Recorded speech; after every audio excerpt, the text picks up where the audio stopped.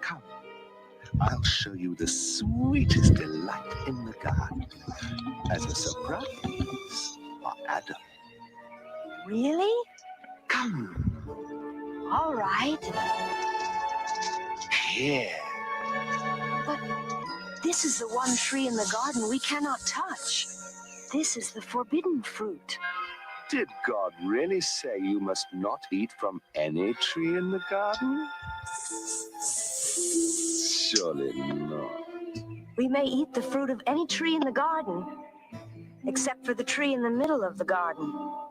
God has forbidden us to either touch or eat the fruit of that tree, for if we do, we shall die. You believe that nonsense? Of course you will not die. God knows that as soon as you eat it, your eyes will be opened, and you and Adam will be like gods yourselves. All of us one day will reach the level of the avatars that we have read about in history, the Buddhas and Jesus. Everyone's God. You ain't your servant, you cast your spell up on this planet with your graven images and your wishes to be worshipped. Witches and warlocks flock like Harry Potter fans, waiting for your new age plan to spread across the land. You got the masses dumped down where you want them, convinced that you don't exist, and now you got them atheists. Some even think they're evolving to a godlike level above and beyond human. These Luciferian lies feed on ego and pride. They come disguised as an angel of light, like the original sin and the first deception. The tree in the garden, don't you see the connection? It's the same old lie that he used back then at the beginning of time, at the fall of man. Have we forgotten the truth within the book of Genesis? Ignorant of the nature of sin, so we dismiss written words of God as an irrelevant myth, but then embrace all these new age thoughts of nonsense. It's not good or bad. There's no God waiting to punish you because you did one or the other. There is no God in doing. Everyone's God. Welcome to the kingdom of heaven, without judgment, without hate, without testing, without anything. Upon my practices, and pagan worshiping as act exists. See through the smoke and the mirrors and the mist. From Atlantis to the American fanatical myths, to the UFO connection with the German SS. Secret society elitists from the east and the west. Illuminati and Masonics, man, it all connects. Satanic worship to the depths, we don't want to admit. It's a globalized illusion that we gotta correct. Check the symbols and signs like the all-seeing eye. Read the Bible facts to understand the great design. See the writing on the wall, we're living in end times. And even the elect have now bought into the lie. Real Satanists are dressed up in their suits and ties, eating the fruit like these fools who think they are divine. They aren't evolved, they're just blinded by ego and pride, living a lie that disguised like Jekyll and Hyde. Can you deny that this times were all prophesied? Read Matthew 24:24, you decide. There's no such thing as good or bad. There is science issue. There are things that I do that I know they're evolving. There are other things that are not evolving. It's not good or bad. There's no God waiting to punish you because you did one or the other. There is no God in doing. Everyone's God. Everyone's God. Everyone's God. All right, what's going on, everyone? Steve JMO. It is the 3rd of May, 2020, and I got the True Seeker 69 with us tonight. What's up? Hi, how are you? I'm good. I'm good. How you doing? Doing good. I got allergies going on like crazy, so my eyes are watering, and I'm just got done sneezing while the song was on. So that's about what's going on here. You know, allergy season starting to kick up over here too. You got all the trees are finally starting to get some life on them, which is nice. The unfortunate part is pollen kicks my ass. So we'll see how the next couple of weeks go. You know what I'm saying? Yeah, it's been going on here for like a month already. Everything's just everything's ass backwards here now. No, you're ahead of the game. You're ahead of the game. Over here, we're behind here in the Northeast. We've always been a little behind the last couple of years. I've noticed even like winter and summer, they're all off by a couple, maybe even, if not 1 month, then a couple months. It's ridiculous. Yeah, like last year in October, the leaves were falling off the tree and I was laying out getting a tan.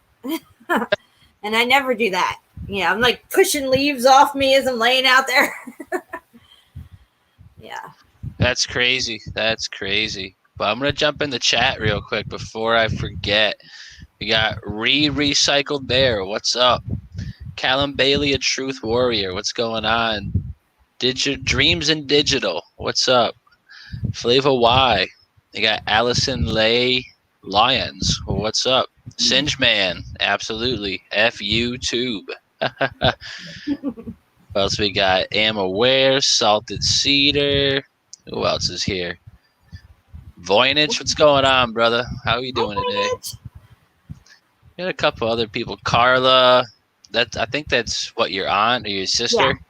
My aunt. Aunt, what's up? What's up, Jen's aunt? We got Ghana Ball, Scooter Orr, Sean Goodrow, Queen of Swords.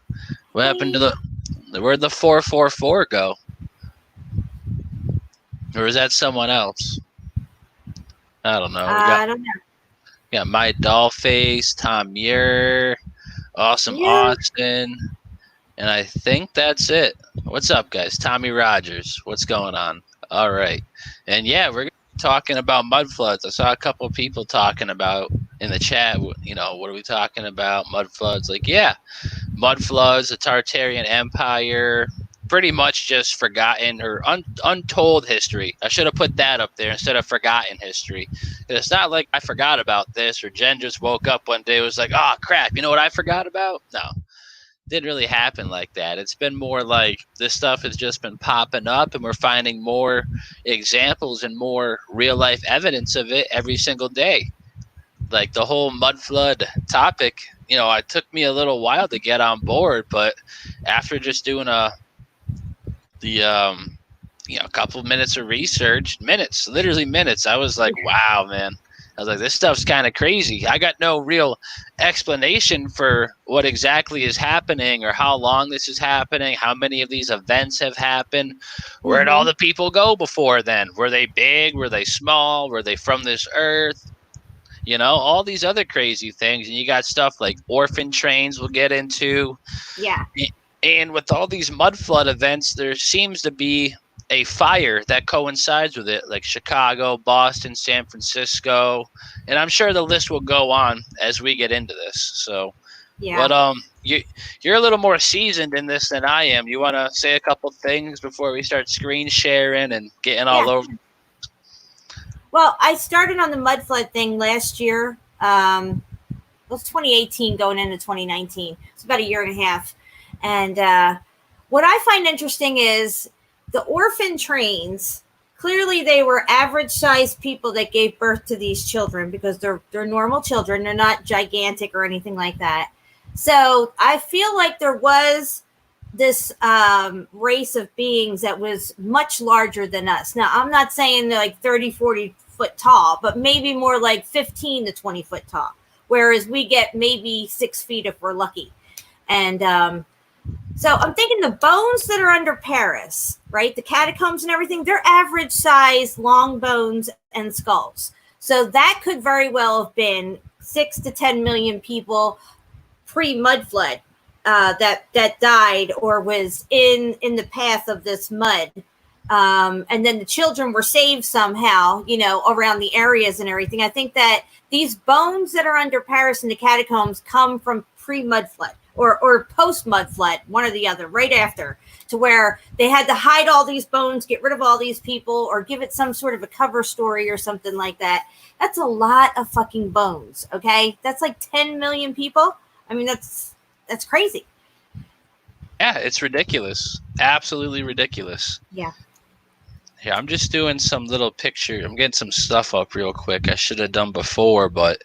Mm-hmm. stuff is just nuts when you look at it. It's like, who the hell were these doors for? You know? Yeah.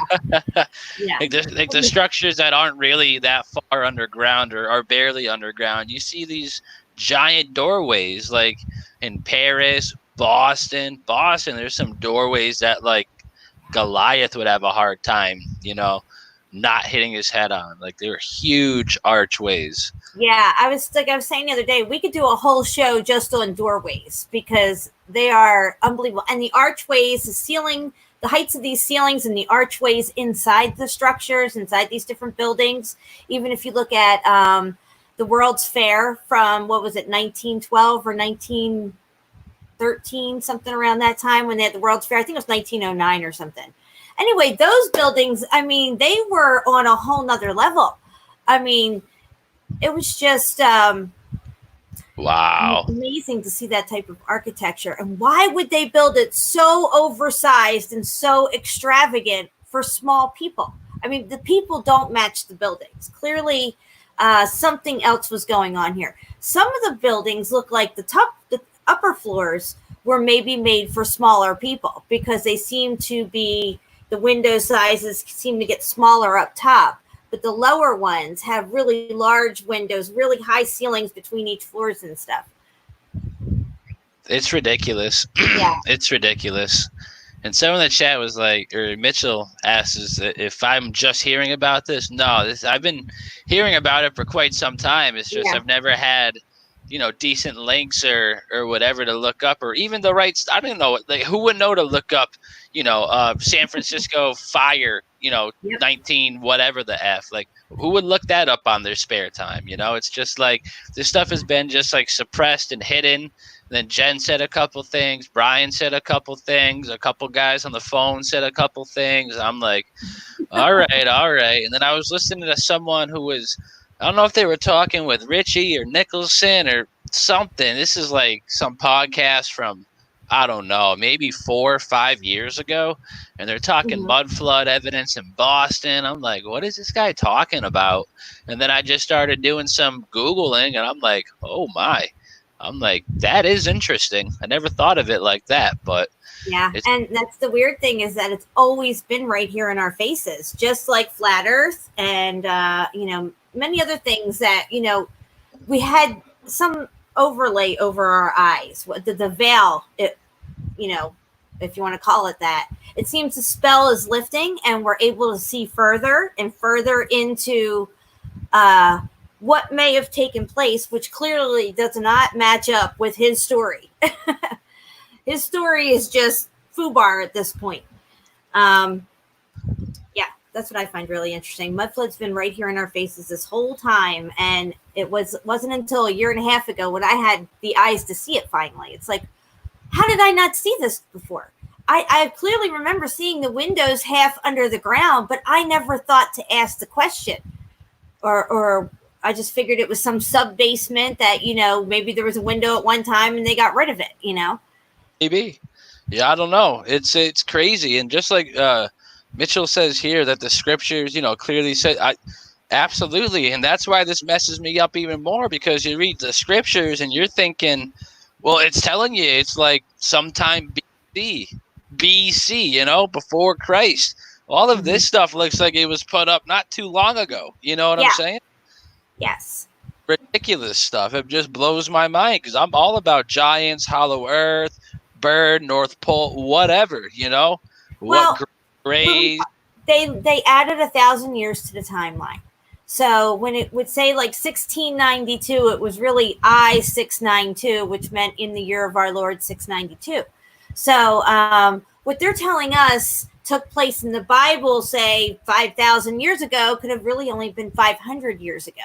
Or, the timelines are all off. I'm not saying the biblical story is not correct. I'm saying the timeline itself may not be correct. And what we consider the time of Jesus, which would have been 2,000 years ago, year zero, obviously maybe wasn't 2,000 years ago. It could have been more like, a few hundred years ago.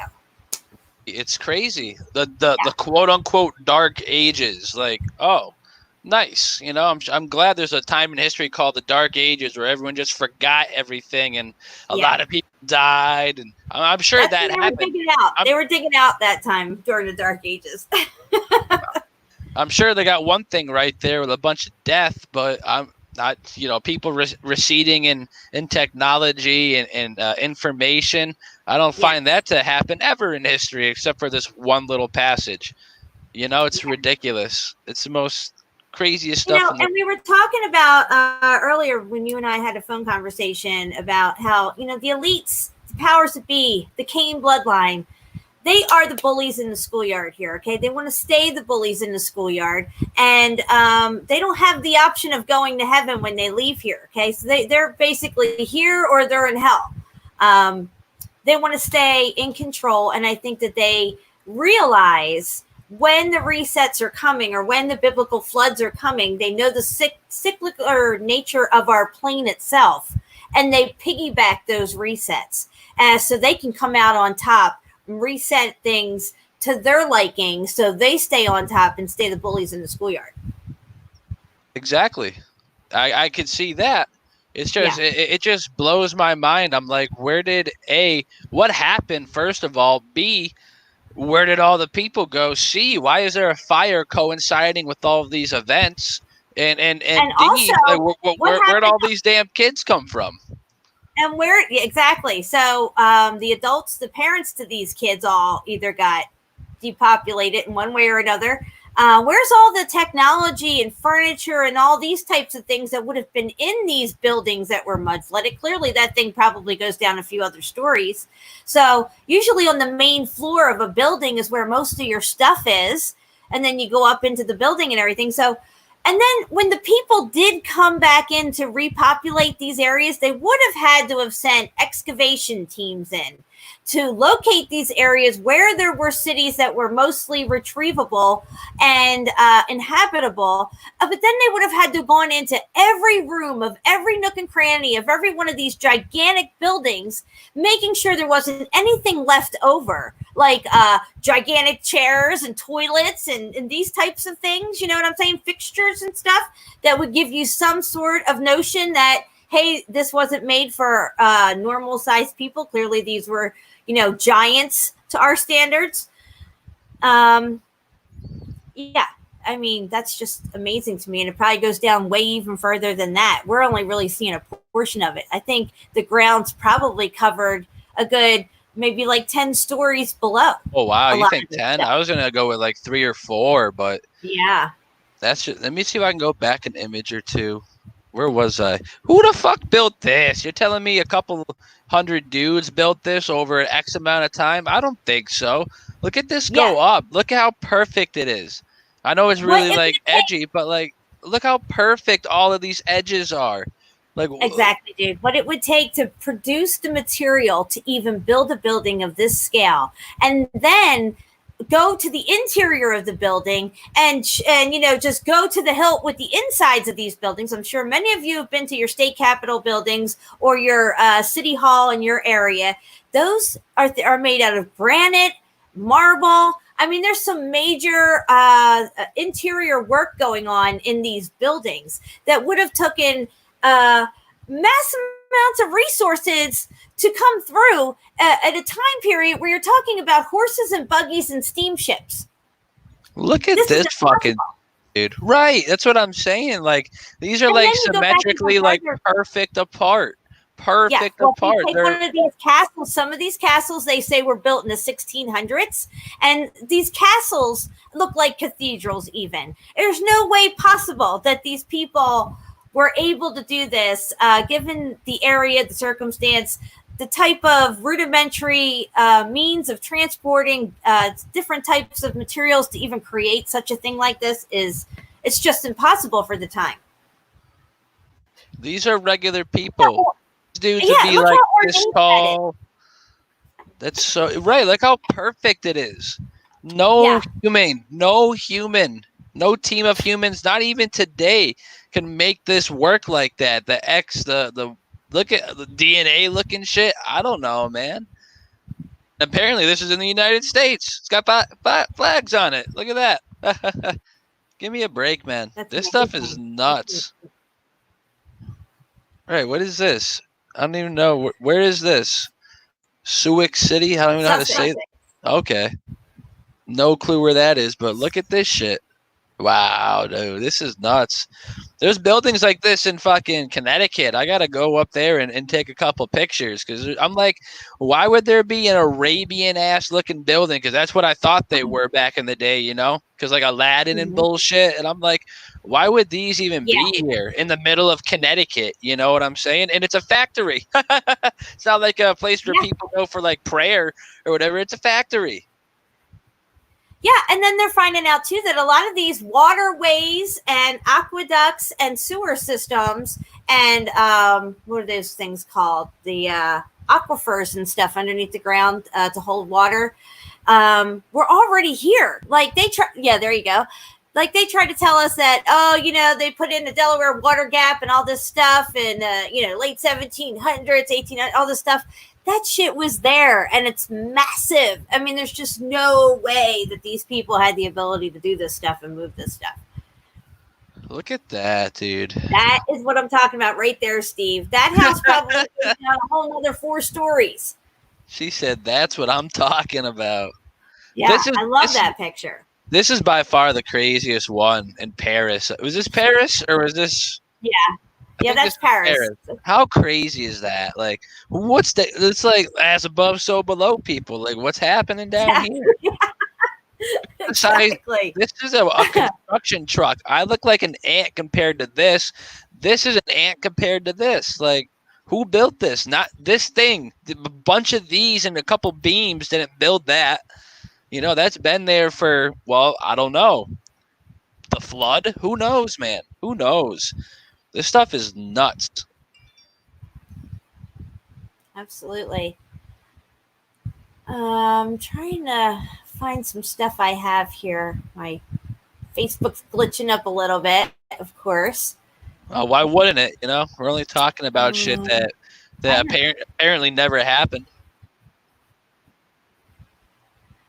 Yeah, I got some good stuff about San Francisco. When I started my mudflood journey, San Francisco was one of the first places I was checking out. I think I got it from Martin Leedick. He does all the mudflood stuff. And I went over and checked out San Francisco myself, and I was blown away when I started digging around in the pictures. Oh, I bet. Where is my right here? So I'll get that up in just a second. I have to go into my phone to find it real quick. Yeah, don't worry about it. Don't worry about it. We got nothing but time on our hands. Nothing but time. That's right. What do we got going on here? Oh, wow. That's crazy. I was just looking at a tweet that just came in. I get updates from a couple people. I guess they just pulled down a couple of Richie's videos that were the Dr. Kaufman ones. Oh, really? How nice is that? Look at this guy. Nothing but time. Good old Bob. What's up, Bob? How are you, buddy?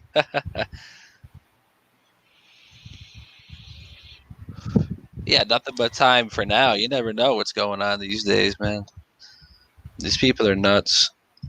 All right. So let's see here. Let me click on this, and then I'll try to see if you can give me the screen.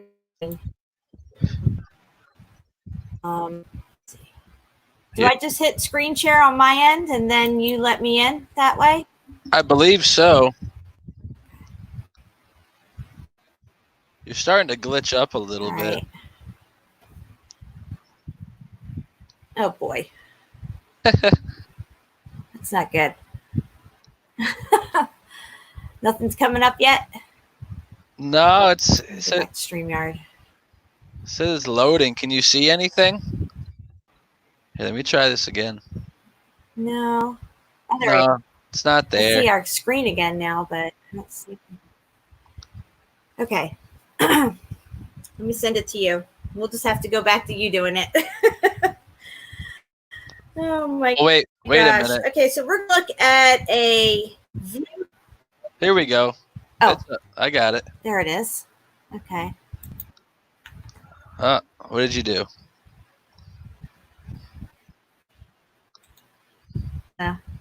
Is it there now? No, you No. exit. You I clicked exit off out the of screen it. share. Yeah.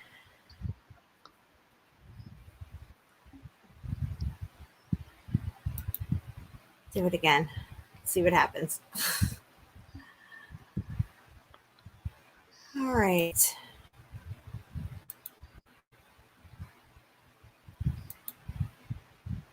Almost there, guys. Oh, this thing is not loading. What the F, bro?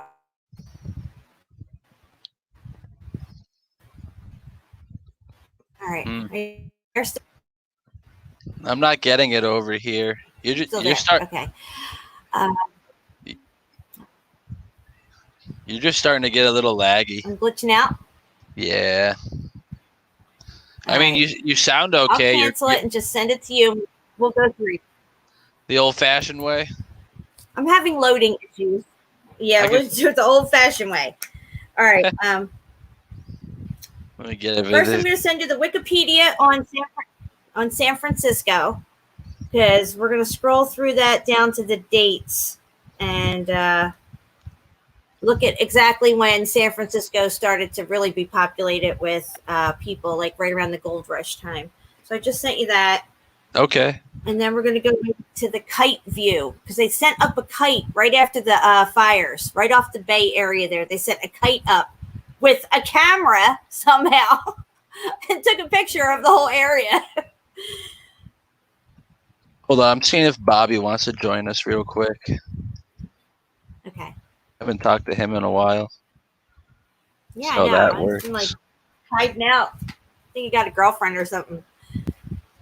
Hey, nothing wrong with laying low. But can you see this now? Yeah. All right, let me. Okay. If we scroll down in there, let's scroll down all the way. Keep going down, down, down. Down a little further. All right, keep going.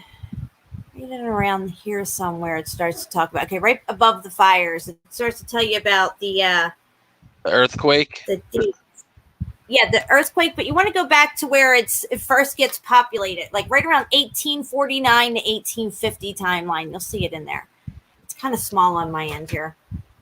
What do we got? California was guaranteed statehood in 1850. Yes. There you go. And then it starts talking about the 49ers coming in and starting to really look for opportunity out there.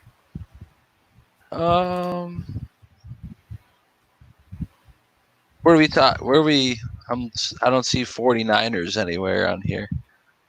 Yeah, I'm looking. It's so hard for me to see it on this freaking phone here. I'm trying to make it bigger. I was going to say. Okay. It's right here. Okay, so in 1849 brought rapid growth. This is California Gold Rush. That's where it's highlighted on there. I don't know what's above it. It says California Gold Rush of 1849 brought rapid growth, making it the largest city on the West Coast at the time. Okay, God. And then it says San Francisco became consolidated city county in 1856. Okay. And then it says 1870 to 1900, when around 25% of California's populations resided in the city proper, after 3/4 of the city was destroyed in 1906. So we're going to take a look at this other thing I'm going to send you here.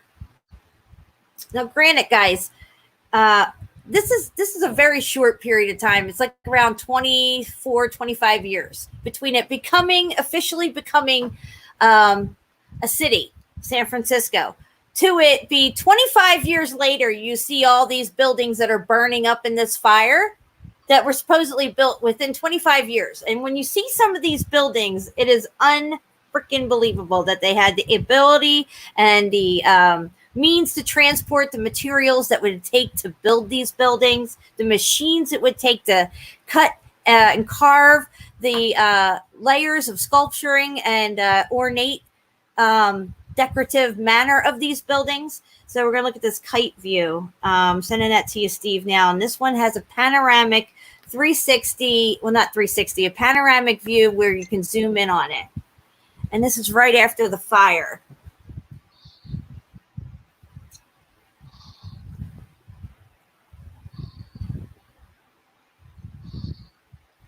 Okay, so that's it there, Steve. You'll be, if you can make it, I don't think you can make it any bigger, but we should definitely be able to zoom in on it. I'm not sure if that screen goes bigger at all.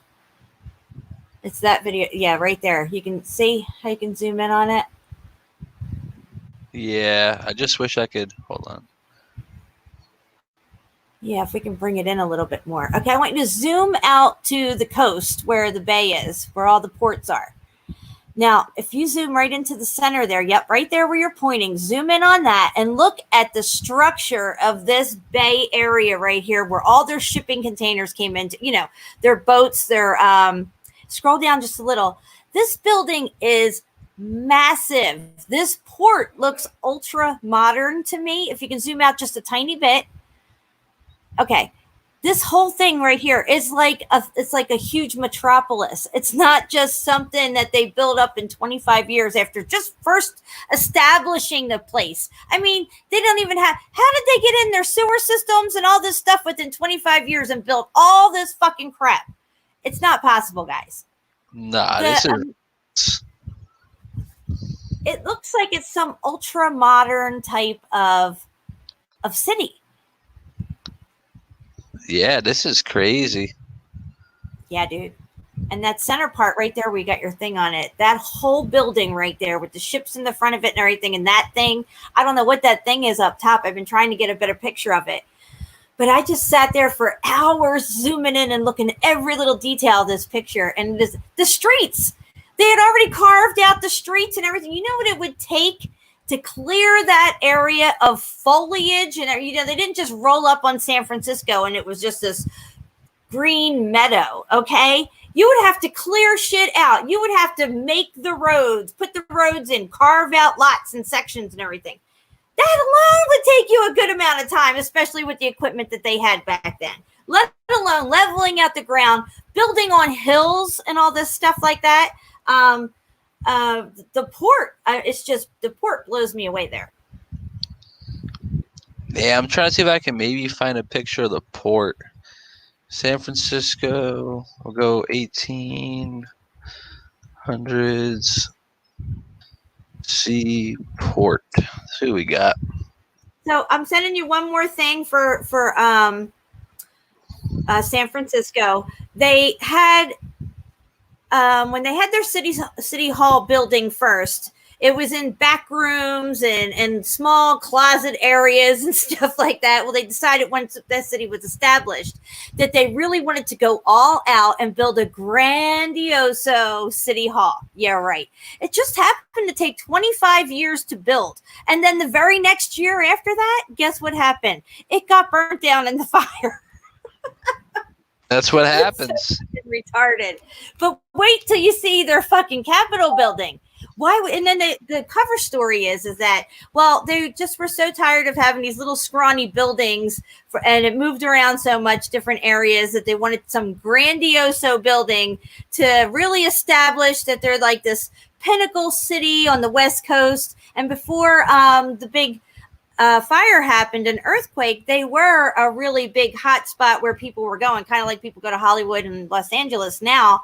San Francisco was that type of town back in the day. But it doesn't add up with the ornateness of this building and what it would have taken to actually build something like this for the time period. Yeah, right. Yeah, I did. I'm just looking at the seaport pictures. Just making sure. Stuff is just crazy.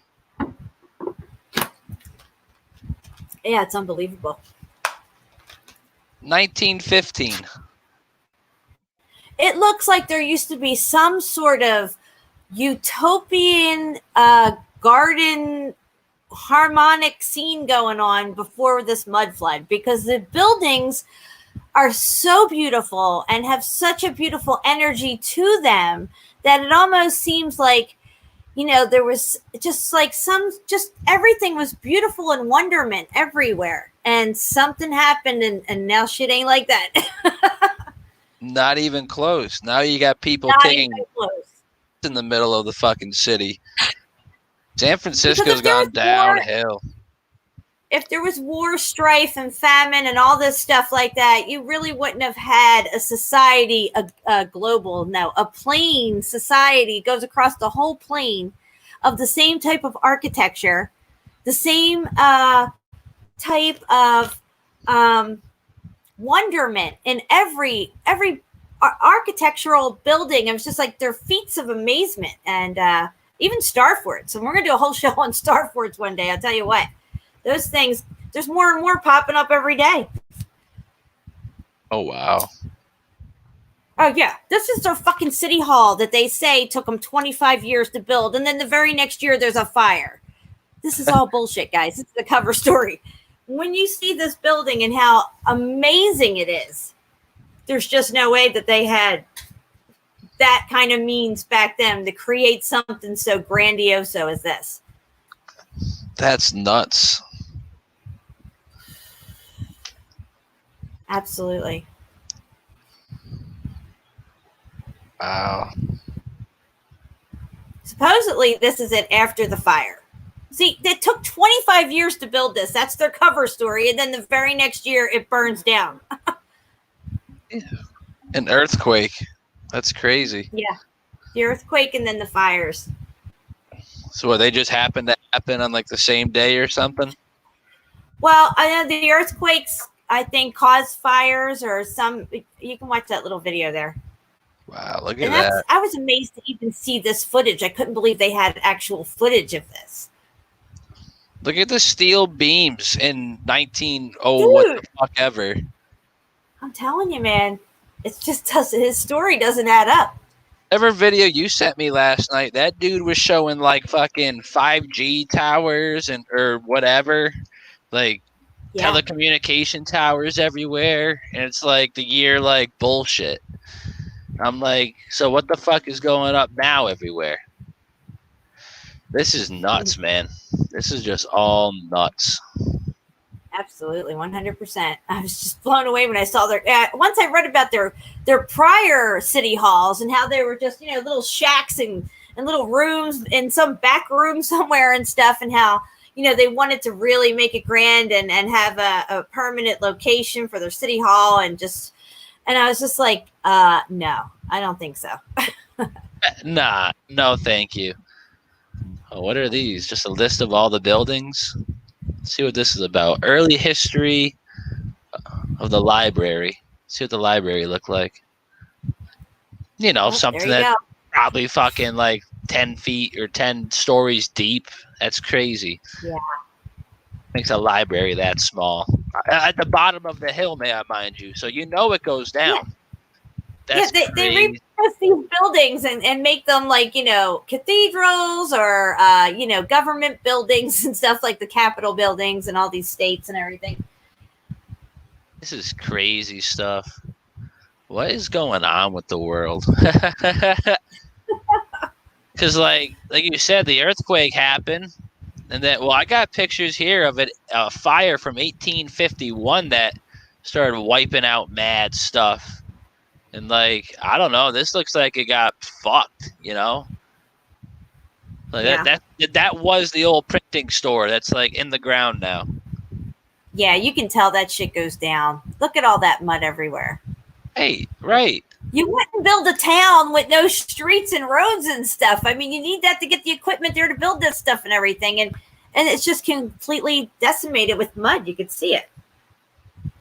Yeah, absolutely. It's just so crazy how this was never in a history book on even a random day where they're just like, hey, what do you guys want to, because some days the history teacher would be like, what do you want to, open discussion, No one ever said nothing about any of that.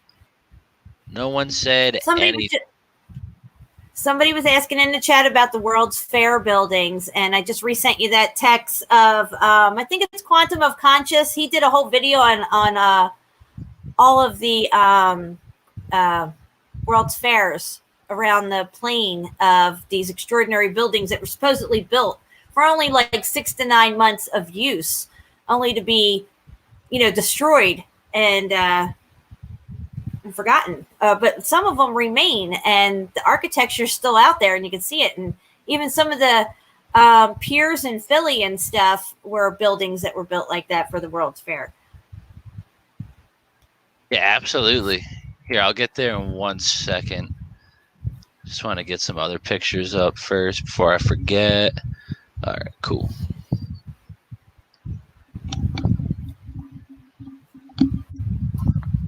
Oop. All right, I'm going to have to turn the audio on at some point, but where do you want me to go in here? It's like an hour-long video.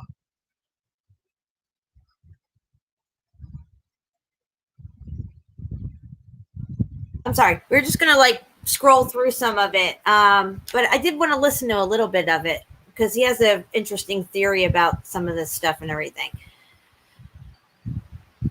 Cool. Maybe just listen to part of the beginning of it and then scroll through and look at the pictures ourselves. Wow. Right, that's what I'm saying. Now, who made that? Here, let me put the link for this in the chat before I forget. I don't even know who this is. Who is this video from again? I think it's from Quantum of Conscious. There you go. Yeah. Quantum of Conscious. Should be right there. Boom. In the chat. Right here, guys. Check that out. All right, where are we? Can you hear that? Yeah.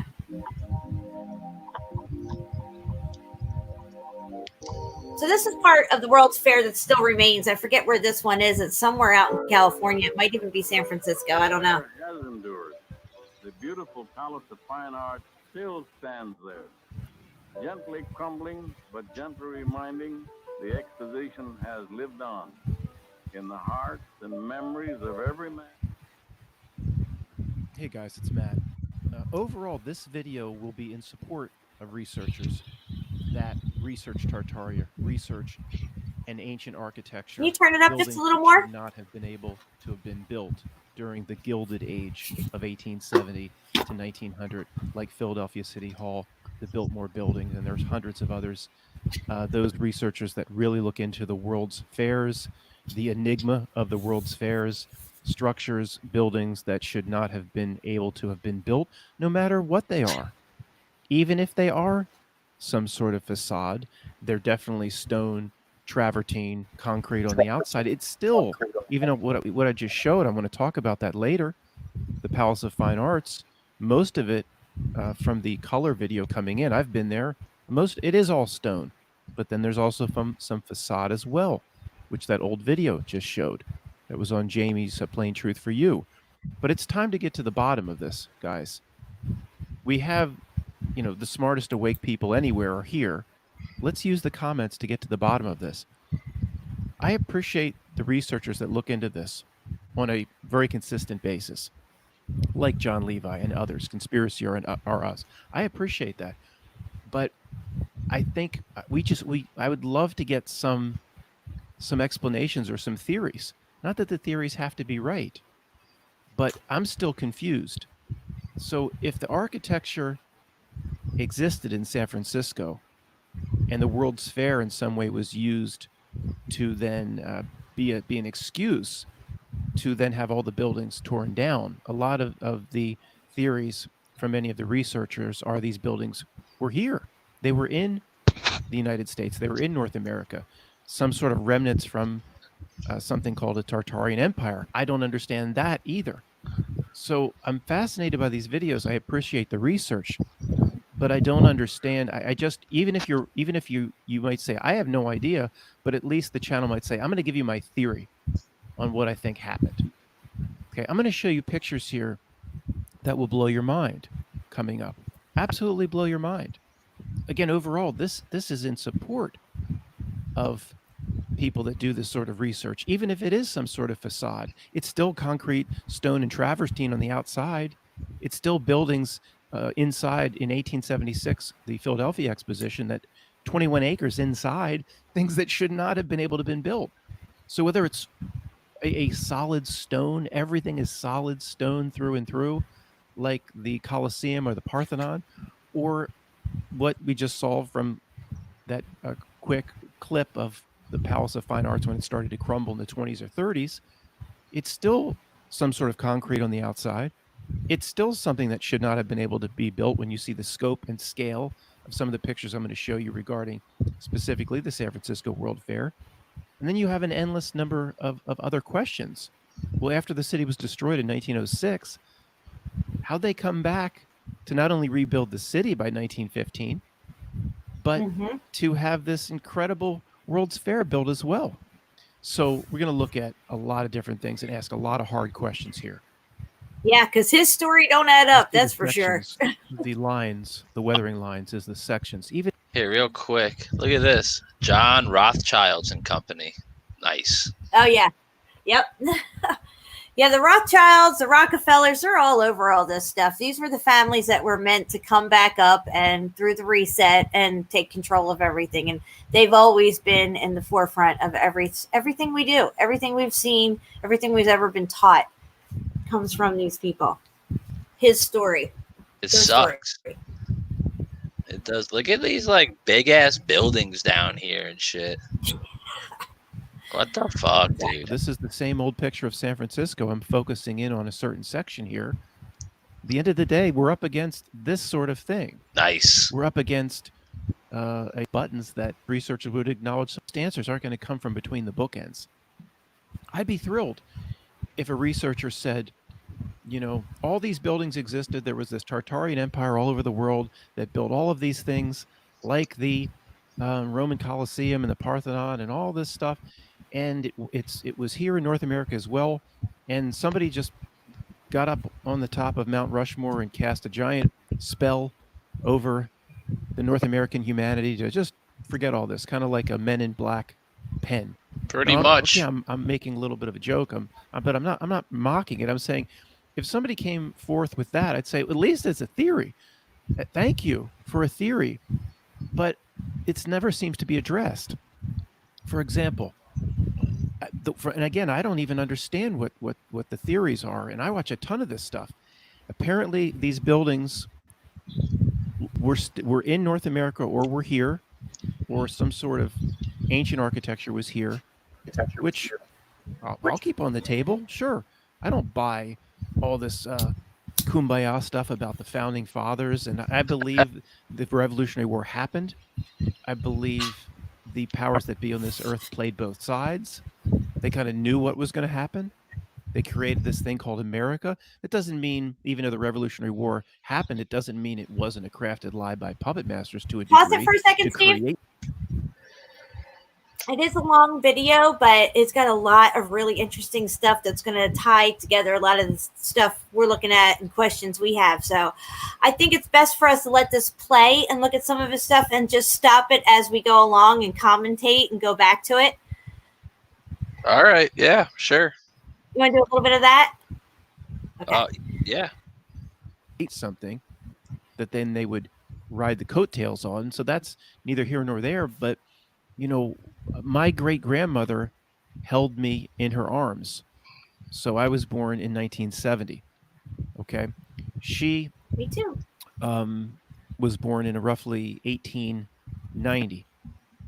So her mother, I mean, the people talk about this mud flood happening in the mid or early 1800s. Her mother would have been aware of all of this stuff, right?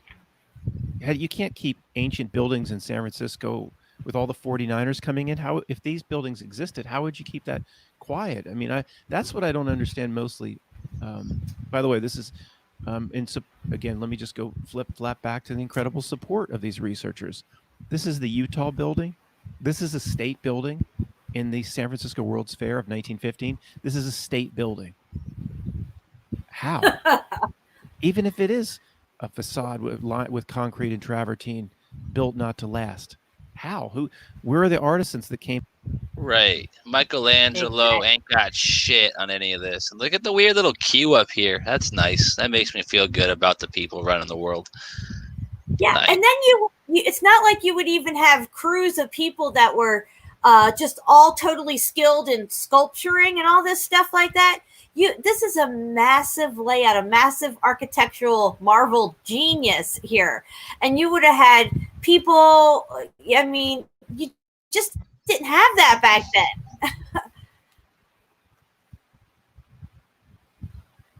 This is like beyond 2020. You know what I'm saying? Like we don't have material, or maybe we do have like laser technology that could do that, but that's laser technology. This is the year like before fucking cars. You know what I'm saying? It would take somebody years and years and years to sculpture all this shit out. And this was made for a World's fucking fair, only to be destroyed 9 months later. Would be something your fucking grandfather started and you got the privilege to finish because your father worked on it his whole life too. And that's just this thing. Never mind these 55, 65 foot archways here. But look, looks like lights. Like who's gonna get up here and light this up? And that's another thing, Steve. When you see these World's Fairs at night, they are literally all lit up, and it's like it's free energy or something, because like the whole thing, every nook and cranny of it is lit up. Right, it's ridiculous. I want to hear what he has to say about these buildings. I see these types of houses everywhere, and I kind of like these houses. With like the little wood on them, makes me feel like I'm like in a cottage from a cartoon or something. My great grandmother held me. Her mother would have known if there was a mud flood, right? Wouldn't her mother, born in 1820, have or whatever known if there was a mud flood? She just didn't tell my great grandmother, who held me, but didn't tell my where'd all this information go? See, I don't understand what these guys say about that stuff, unless I'm completely missing, what they say. This is the Indiana building, a temporary building built for the World's Fair in San Francisco. This is probably the Hall of the Universe. A temporary building. Didn't look like it was temporary. Look at this thing. What are these? This is like Rome, bro. This is some shit like the year 4, where like shit was wild. It's like you're gonna see Thor and Asgard and all this stuff. These people walking down with their, You're going to see men with horses coming down, about to have a duel or something. This is nuts. And you got like an elephant or some weird shit up there. This is crazy. And, can you see maybe the columns are in the same kind of sections there as the Palace of Fine Arts? But again, guys, it doesn't matter. If anybody's saying, these aren't solid through and through, so, it's not. Well, see, that's bullshit. Pause it for a second. I've seen columns like that in Rome and different temples and stuff where they are sections of solid stone put together one on top of the other to make a column. So that's not a good argument for it being just a facade. And that's why there's these, 3-foot sections going up the columns, because it's a put together facade. Because I've actually seen the ancient architecture that has that. And it's solid stone. It's just stone on top of stone on top of stone, but it's all carved out equally in length. The whole divot and the pivot of the curve of it, and these little indents going all the way around it. I mean, clearly they were machined, even for that, the ancient stuff. I say either machines or these people just said a bunch of crazy words, did like a crazy dance in a pentagram, and then like lightning shot out of their hands or something. They just carved this bitch. Literally, that's got to be like some like fucking firebending shit or something. Right. I mean, this thing blows me away. This building. What is this, dude? Oh my God. At the time. How'd they get the shape of this? Been able to been built at the time? How'd they get the shape of the circle dome perfect? Perfect. Wow. I mean, where did this level of engineering and architecture, just things? Right, so perfect that they looks like there's like little people up here they sculpted on top too. That's ridiculous. I've always chalked it up to just things and techniques that the wardens and minions of the realm hold that they just don't share with us. But what's weird, Steve, is that all these World's Fairs have the same architecture. Whether that's all these World's Fairs, And then they all have these little spires and little things on every nook and cranny of the roof part of it. And that's what helps, I think, with the free energy when they light this shit up at night. They let people see this for a certain amount of time, called it the World's Fair, and then they destroyed it all. Solid through and through is the Arc de Triomphe. Pretty much probably like the last like triumph or their last stand, you know? Like watch what we could have done, or we've been doing this whole time, and now it's burnt down in an earthquake fire or whatever. That's just crazy. Yeah, look at this thing, the Ohio building, temporarily built. Give me a break. Let me hear some of this. Clear our minds and start thinking about this with open minds, big thinking, inner knowing, asking questions. This is the Ohio House. It's just a state exhibit. They put something this grand up as a state exhibit. And of course, even if this was all makeshift hollow houses or whatever, that would still take, you know, time and time again to build this shit. Right, but still, even though artificial, it would take longer, I feel, if it was artificial. You had to worry about hollowing the columns and then this and that. But the point is, though, is that even if it is hollow and it's some sort of facade, they built it on such a grand scale. The size of it doesn't even make sense. Some of these buildings in the World Fair are like, you know, like 3 football fields long and stuff, some of these buildings. Football fields, right, dude? It's ridiculous. Like that, the one, well, at the port we saw there in San Francisco, that was ridiculous. Mm-hmm. Of course, this happens over and over again. Whoa. These are postcards I got from cardcow.com. I'll leave a link underneath. Wow. These images are incredible, and you can. It's like a Star Wars movie. It's crazy. You can buy the postcards, I think, for $10 or $15. Cardcow.com. I couldn't believe it when I came across this. So, you know, if you ask somebody draw a circle on a napkin, they're never going to get the circle exactly right. But all over the world, they created these domes that were just perfect on a grand scale. This is nothing compared to Hagia Sophia or the Blue Mosque in Turkey, which is like 5 football fields larger than what I just showed you. So pause it there for a second.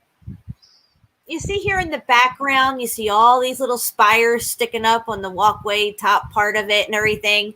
All these little, it looks like fence, whatever. All those little things are conductors for when you light this thing up at night, everything's lit up. I mean, it's amazing looking. Wow. When you start to look at of these world fairs. It's like the whole 5G thing. They got that, you know, not too far away from each other. All the street lights and the receptors and towers. Also, you have to realize electricity was scarce back then, okay? Like, you didn't have power plants and all this shit like that. Even this building here, if you saw it at night, everything on it would be lit up and everything. It's like the source of power wasn't clear. And it was an amazement for people who were like, oh, this, you know, the future's going to be bright. You know, look, electricity. And it took a long time for a lot of people to get electricity. And clearly you can see from that fire and stuff like that, they would have had to have, look at this building. It's crazy. Hey, that's nuts. Let me hear what he has to say about this stuff. That's crazy. Back this up 5 seconds. What's the first, Diggle? From February 1915 to about December 1st, 1915. 20 million visitors. What's the problem with that, Matt? Well, here's a little problem. It was World War I. It was in the middle of World War I, right in the middle. There had already been the Lusitania sinking happened. Oh, this is the horticultural hall. Probably not even as grand as the one they built in Philadelphia in 1876, before electricity and before the diesel engine. So, Dude. you know, I'm trying to keep this. It looks like something from another planet, if planets did exist. It's like something not from our world. It's crazy. Like you just landed in fucking Oz or something. That's what I'm saying. Like this dude fucking went to like fucking some planet where like Star Wars is being done right now in reality, and they just took the architect and brought it back, or I don't know. It's just crazy. So Before crazy. electricity and before the diesel engine. So, I'm trying to keep this rather serious, but I don't want to turn it into how they build this shit video. Oh, the YWCA building. I'm going to have a little fun with this one. The YWCA building, isn't that like it's like the YMCA. The YWCA building is like something out of the Parthenon. What? Really? That's I'm crazy. telling you, this is the YWCA building. I should. And that's the weird thing, Steve, is when I they should have type these in, world show you. fairs, they give these buildings these names, like the Ohio building, the YMCA building and all this stuff. And they're built like lavish palaces that like you would think Saudi Arabian princes live in or something. But yet they're building it representing the YMCA or the YWCA. It's ridiculous. Right. It's absolutely ridiculous. Here, I'm going to hit play in 1 second. I'm just trying to get something loaded up here for the next video. Because that little Mandela video that you sent me yesterday, that was a good video too. So I'm just going to load that up. Is that from the observation deck one? Or maybe. Yeah. Yeah, he talked about Mandela effect first. Yeah, that's a really good one because my thoughts were on the same kind of line. Like, where did this timeline come from? Is this a Mandela effect? I've never heard of this stuff before, but yet here it is. And it's a part of our world, just like many other things in his story that weren't there before, like the Sargasso Sea that's now there in the middle of the Atlantic Ocean that was never there before. I was going to say, right, I was going to say, and here they are, out of nowhere. Star forts. Where the fuck did star forts come from? How did they get past me? I love archaeology and all things archaeology. How did I not miss? I just don't even know. I can't even speak on it because it's so baffling to me. I even said to my husband, "Did you ever see anything like this?" He says, "No." What is it? What are you talking about? I'm like, apparently these things are all over the place. Never seen one before in my life. Oh, that's like fucking. That's sort of like Black Tom, like shit. Like, you know how much research I did on 9/11? That was the first thing I woke up to, really. Like, I mean, like, I had an idea that like aliens were out there, but I didn't quite think they were like extraterrestrial. You know what I'm saying? So yeah, I already have my skeptics and my ideas about that whole thing. What did it for me was Japanese balloon bombs and the Dazzle camouflage warships. Those two events, those two things are anomalous for me. I've never heard of them, never seen them. I've talked to many people who've never heard of them or seen them, who've been in the military, in the Navy. So yeah, they came out of left field for me. Well, what is that place called there? Like Submarine Harbor or whatever the F in Virginia? Oh yeah, the where all the ships are, the sunken ships, the graveyard. Yeah, dude, like out of nowhere. Like I did okay in history as a kid, surprisingly. Yeah, I never heard of any of that stuff. Torpedo Alley. Torpedo Alley. How ridiculous is that? Ridiculous. All right, I'm gonna hit play again. Oh, rounds for a county. I forget the county in California. Not even representing a country or a state. This represents a county. Nice. Maybe the fruit growers of America or the avocados from Mexico. Maybe, that. What I want to know is who funded all this stuff? Somebody had to pay a lot of money to have all this shit built. I mean, where would you even come up with the kind of money when you're in a growing city or a town that just came off of a fire or an earthquake and stuff? World War One's happening. 35 to 40 stories, something like that. Covered in thousands and thousands of. Wow. I know the volume went down. These gems. Oh yeah. Them gems. Every time you start talking, I turn it down because I can't. I'm sorry. Turn it all the way up. This thing in my head. Some sort of glass that lit up at night with the old video says 1,000 lanterns, something like that. Yep. Could you imagine that tower lit up at night with 1,000 lanterns with thousands and thousands of these big gems the size of walnuts all over?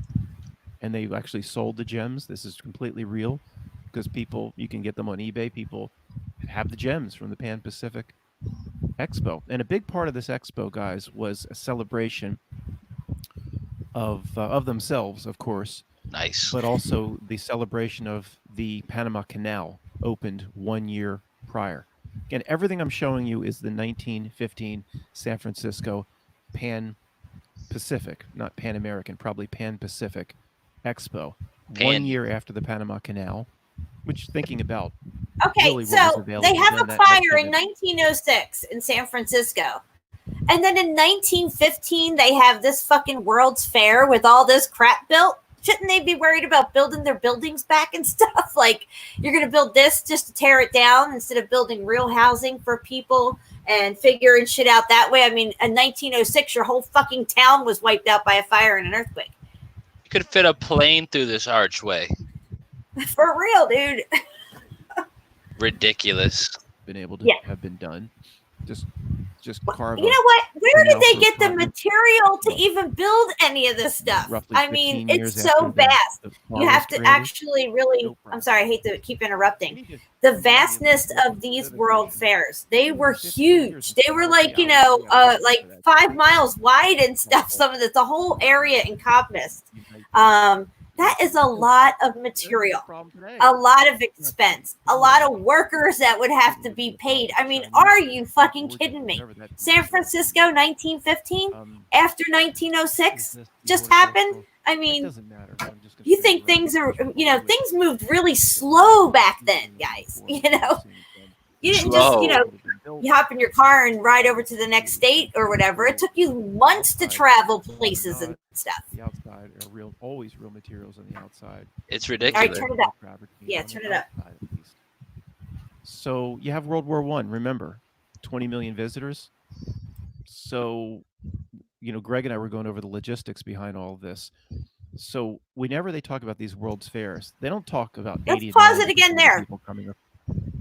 Where did these 20 million people come from, and where the fuck did they stay when they were there? Clearly, they weren't staying in these fucking buildings because they're just big and empty, right? Did they have a million hotels built to accommodate 20 million people over all this time? I mean, it's ridiculous. The whole thing from top to bottom sideways is completely ridiculous. I'm sorry, continue.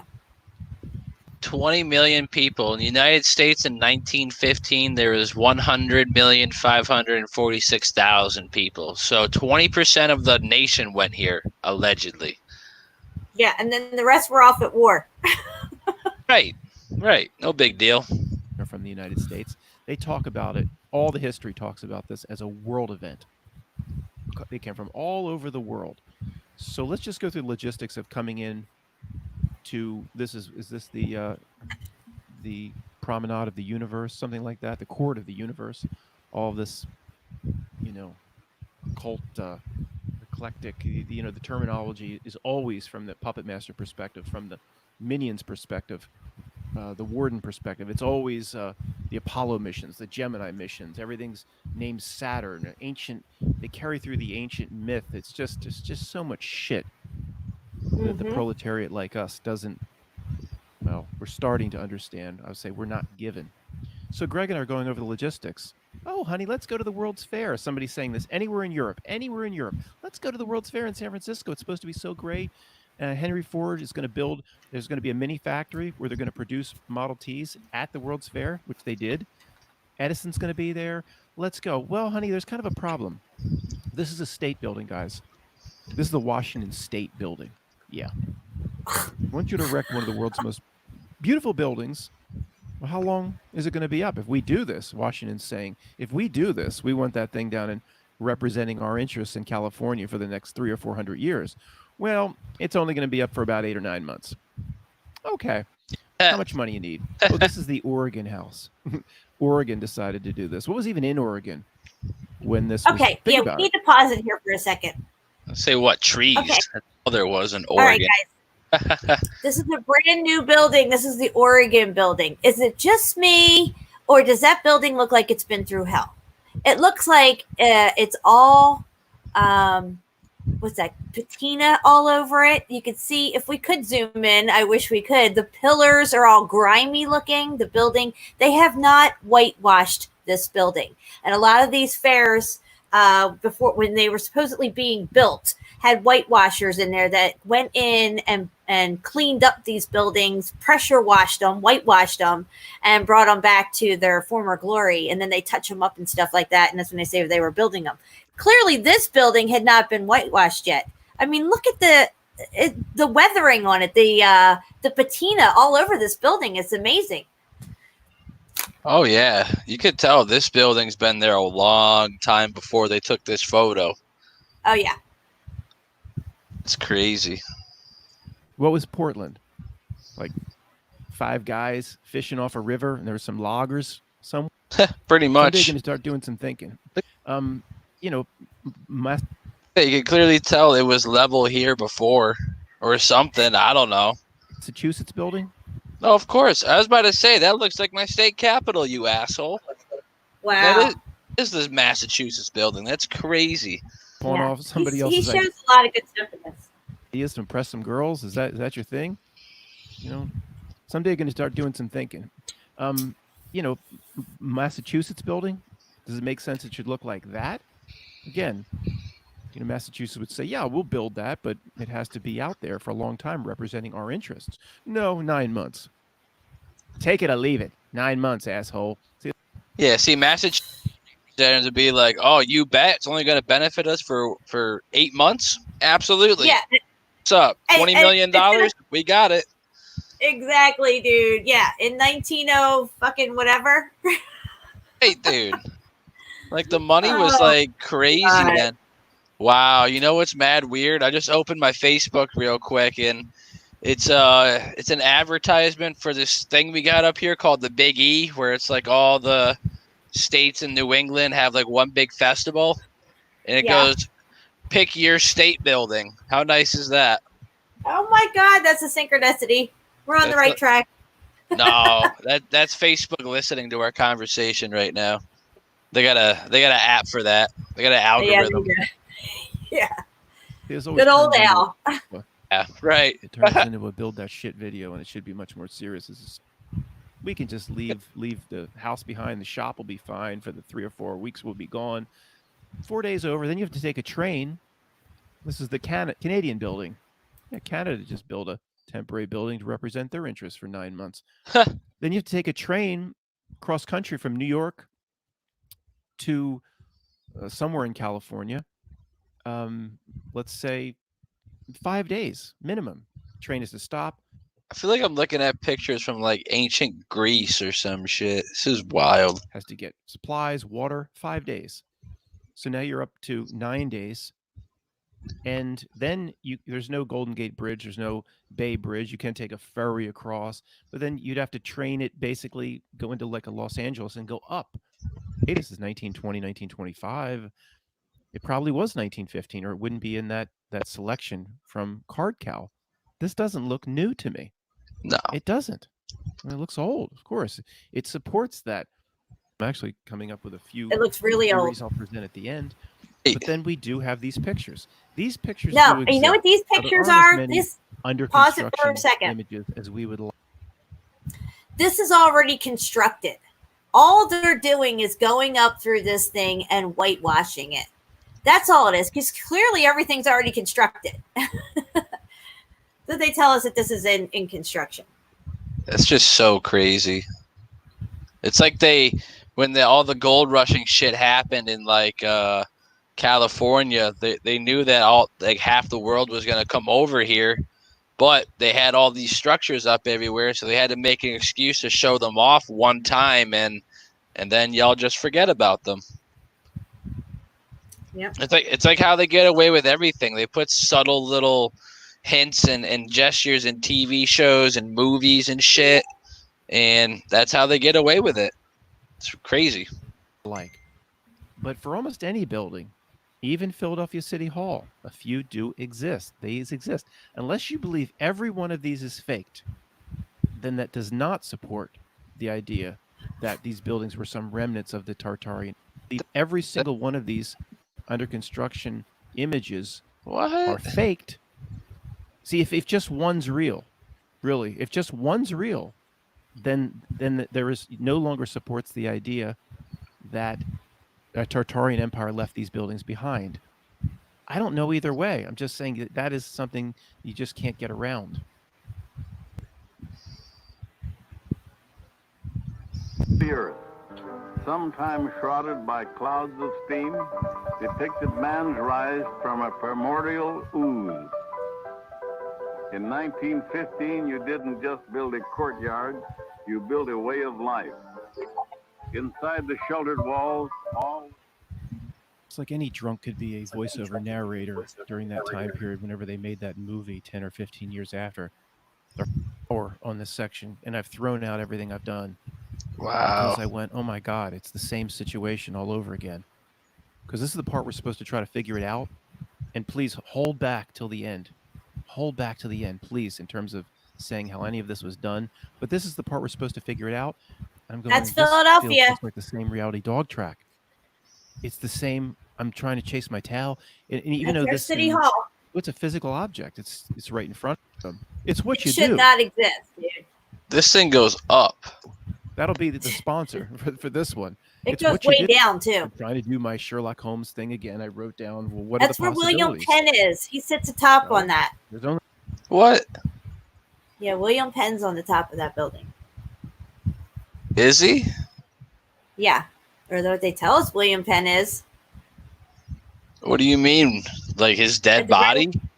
No, his sculpture. William Penn. Yeah, I don't think he goes all the way up there. Nah, that sucks.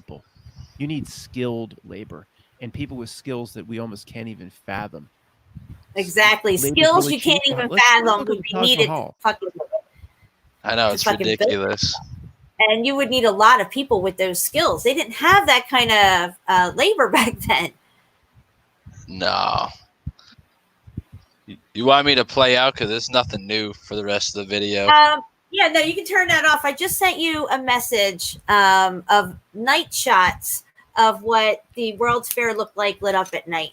Thought maybe we take a quick look at those because they're pretty amazing. I find them even more fascinating than what we were just looking at, because for them to have the ability to light this, power this whole thing at night to the extent that it was lit up is pretty amazing, considering most people didn't have electricity yet. Let's see what we got here.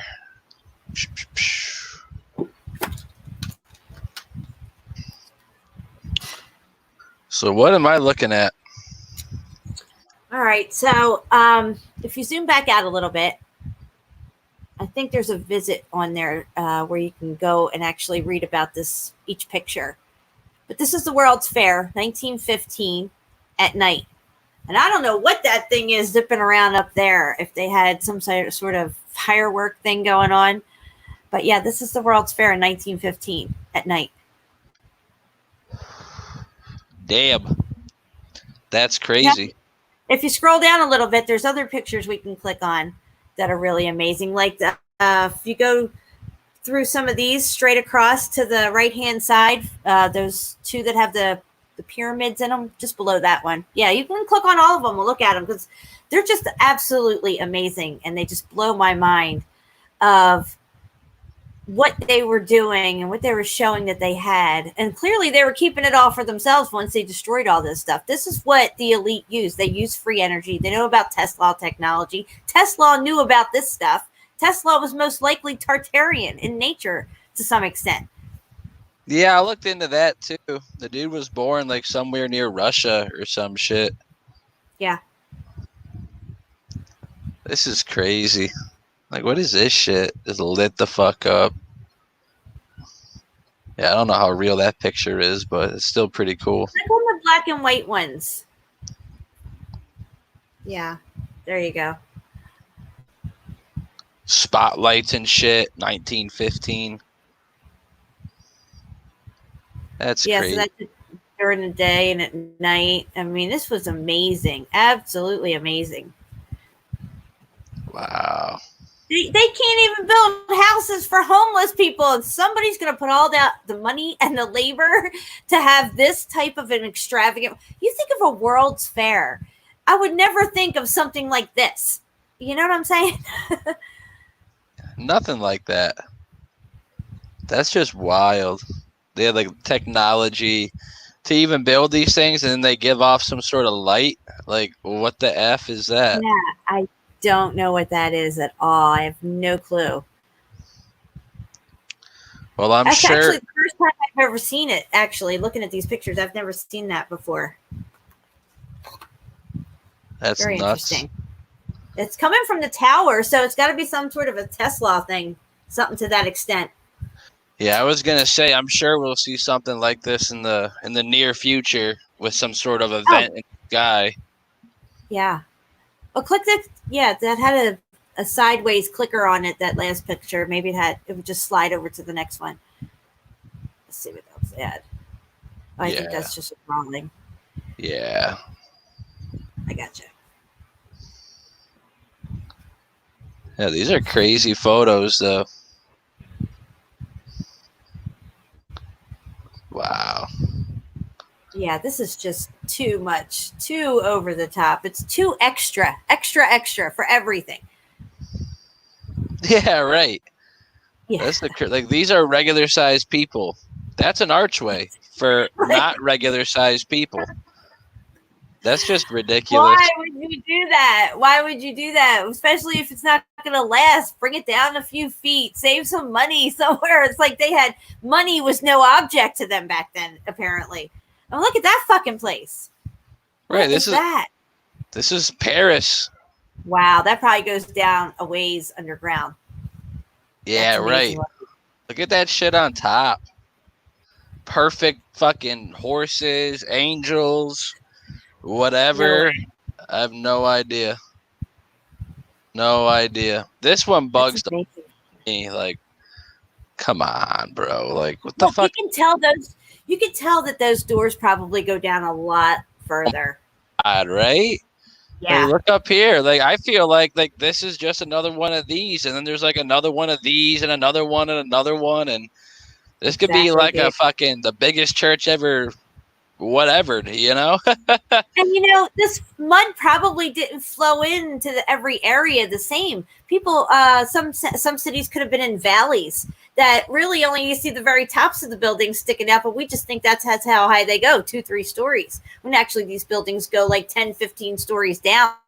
It's just been all inundated because of the valley that it's in. It's just so crazy. That's amazing. What a time to be alive. Are these from the fair at all, or is this just different buildings in Paris? This is all Paris. I don't know nothing about a fair in Paris. But I mean, like, what year did they put the fucking Eiffel Tower up? Like, who the fuck built that thing, dude? How do you even spell that? Oh, I was on point. E-I-F-L? Eiffel? Tower. Original. Oh.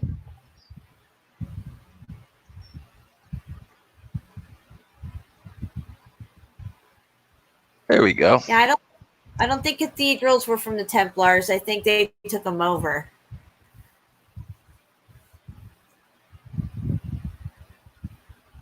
Yeah, right. That's just crazy. Like, who the fuck built this stuff? Like, what's the real purpose of the Eiffel Tower? Yeah, it's a Tesla that's what tower. I want to know. Oh yeah. But then what happened? That's like free energy for the whole fucking state or the whole country or whatever. Yeah. Original photos. I don't know. Construction. I've never seen people working on this shit. Yeah, you still don't see anyone working on this fucking thing. Oh, yeah, there's that's really strange. Yeah, it's like someone just came in every night and it went up a couple feet. Like, look how wide the base is, though. Like, come on.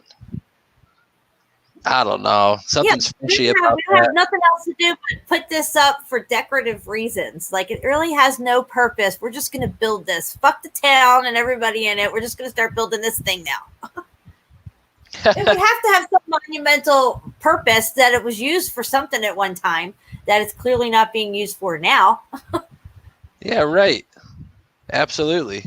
I just got some pictures here of like the New York in the 1840s and stuff. Like even these like giant bridges, you know, like who the fuck like built them shits, dude? It Like looks to me like they found the bridge that way and recovered it and finished it out because maybe it got destroyed to some point.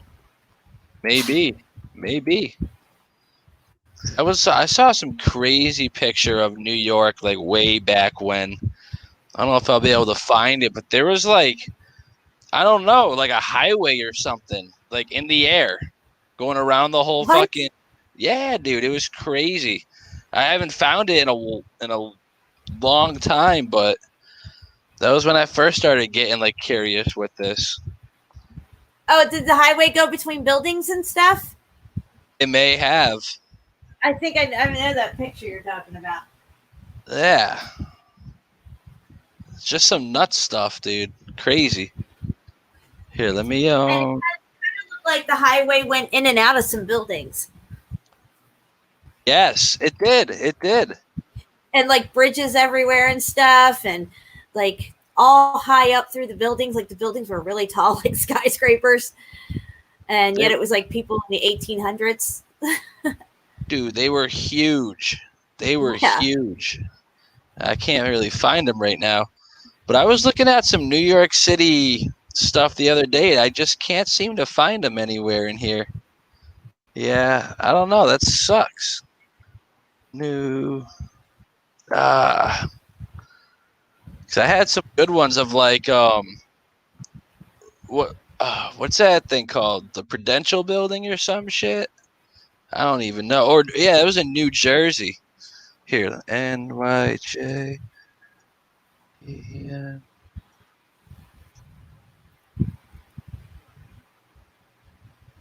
Let me see.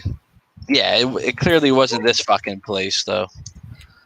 What I want to know is how, okay, if the Indians were here before we came over and, slaughtered all of them, didn't they know about all these cities that clearly they were abandoned? They would have had to have brought in scout teams to come in and scout these cities out and figure out what's still left in these buildings. I mean, what happened to what was life like back in this time period, way before all this mud came in and covered everything up halfway? Even in the one of the things we were reading about hell, I think they said they were covered up to their navels. It also reminds me of this mud flood. The buildings seem to be covered up halfway. Like there's still a whole nother half underneath, like you would consider that your navel or the naval part of the building, the middle part. Right, and the thing about like all these fires or whatever happened, like it kind of looks like a bomb went off. It doesn't look like there was a bunch of fires. It looks it looks like D-Day in fucking England. Right, I was gonna say it looks like some like Norway or Poland shit where you'd play like World War II video games or some bull crap. Just crazy. Like a fire went down here. Like, are you serious? I know it's a fake picture, but like someone drew this out of inspiration. That looks kind of real. Yeah. That looks like a guy hit with like a pyro bomb or something. Yeah, exactly. Nah, it looks like Hiroshima and Nagasaki after they got hit, Just so crazy. Same thing with the Chicago fire. Like a fire did that. Like, I don't know. I really don't know. It's just so freaking crazy.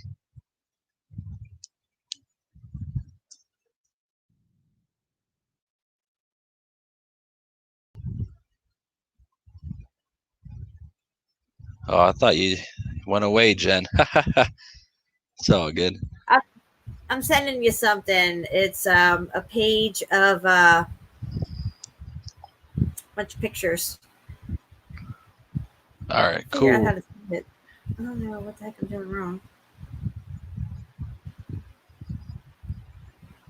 Yeah, don't worry about it. I'm gonna put a song on anyways. Take a little break. Oh, okay. Yeah, that sounds good. I can figure this out here. Yeah, we'll say. But we were talking about, before we go, we were talking about Egypt. and how Egypt was most likely part of the mud flood as well. What happened in that area is the air itself, the atmosphere got very arid, and it sucked all the moisture out of the mud itself over probably a good period of time, where it was left abandoned, however many hundreds of years, and then it turned to sand. That's most likely what happened there. Not just the sand took over and covered up Egypt. It was a mud flood, and then moisture was sucked out of the yeah. mud. Egypt, Greece, Rome, all those places got beat with water. It's crazy. So crazy. But all right, guys, we're going to take a short break. We'll be back in about 5 minutes. I might put another one on after this, but this is ODD. Doesn't have to be this way. And we'll be right back.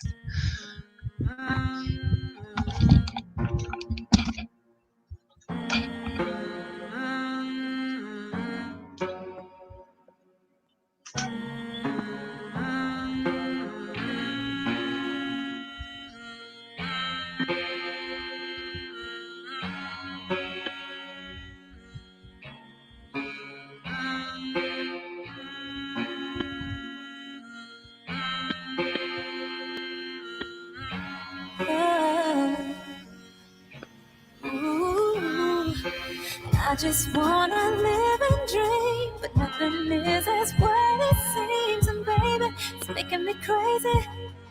I just wanna fight and scream. There's nothing left for me to say. Fear shot to defeat the day. I know that I can control it, so it doesn't have to be this way. I'm really sick of living, stuck and trapped in the system. You're just a brick in the wall, and I got my back up against it. I represent the resistance, they want me back up in prison. But I'm the master of my path, and I won't slack on my mission. You're lacking the vision, so I'm just gonna cut to the chase. They hide the truth in plain view, right in front of your face. I used to think the world was normal, but that wasn't the case. We're just some goyim on a hamster wheel, running in place. Turn up the bass, I grab the microphone, and all I do is rock it. This little light of mine, I let it shine, and you can't stop it. But there's nothing these corporations just won't do for profit. This fake-ass world that we live in is sick, it's truly toxic. If you don't see it that way, okay, then keep talking. Don't bump into that wall while you're sleepwalking. The alarm is going off, I hear it beep often. I'm at the double doors of truth, I'm gonna keep knocking. I just want to live and dream, but nothing is as what it seems. And baby, it's making me crazy. I just want to fight and scream. There's nothing left for me to say. Fear shot to defeat the day. I know that I can control it, so it doesn't have to be this way.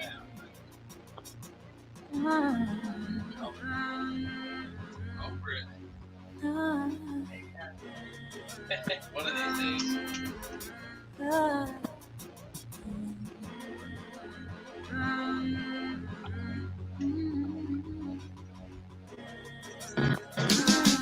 I refuse to just go quietly into the night. There's forces of darkness at work and they're restricting the light. I'm so fed up with the lies they tell us this isn't right. It's ODD TV, you best believe I'll get up and fight. This is my plight, I'll never let you cowards get the best of me. Took the red pill, now it's time to fulfill my destiny. Living like I'm Neo, dipping from my P.O. Tripping on me cause I am the one and he's a zero. Hot like a jalapeno, bringing heat that you just can't avoid. I call out bullshit and lies, they call me paranoid. People are just foolish, full of hate, they get angry. Point out the truth about reality, they label you crazy. Just a glitch in the system, you're a critical thinker. And no, they don't want that. Fuck them, give them the finger. I do it every single day with each and everything I say. I'm not living like a victim, it doesn't have to be this way. I just wanna live and dream, but nothing is as what it seems. And baby, it's making me crazy. I just wanna fight and scream. There's nothing left for me to say. Fear shot to defeat the day. I know that I can control it, so it doesn't have to be this way. It doesn't have to be this way.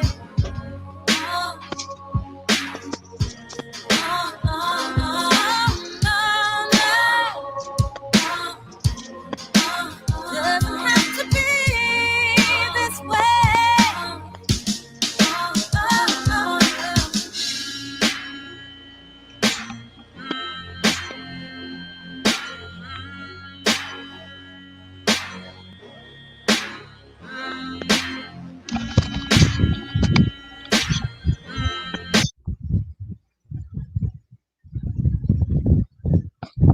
All right.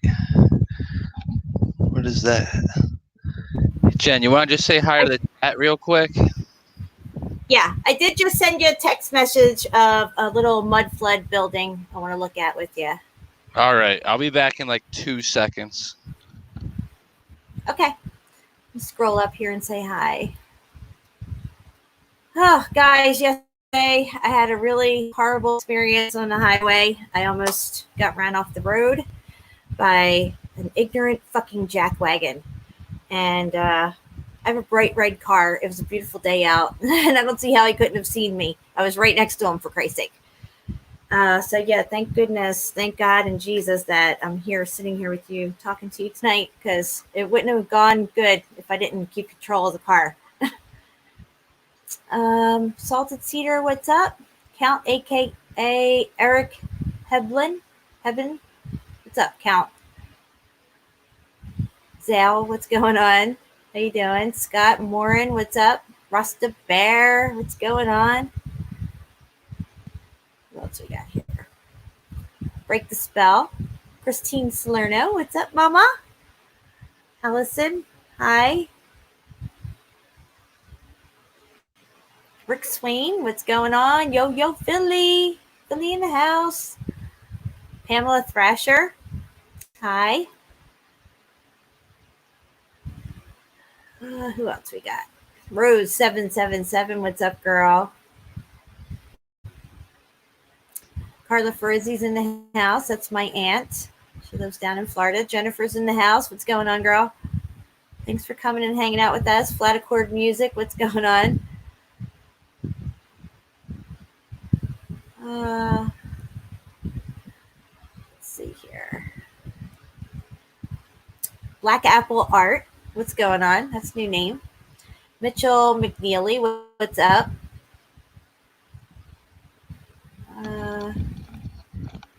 Let's see. I think I got everybody. Carla Redpill, what's going on, girl? I know we're a little late saying hi, shout outs to everybody, but thank you. Salted Cedar, what's up? And I think I got everybody. Well, yeah. Nice. I just had to finish taking my dab. So I was like, I had to pee, and I was like, I should smoke real quick.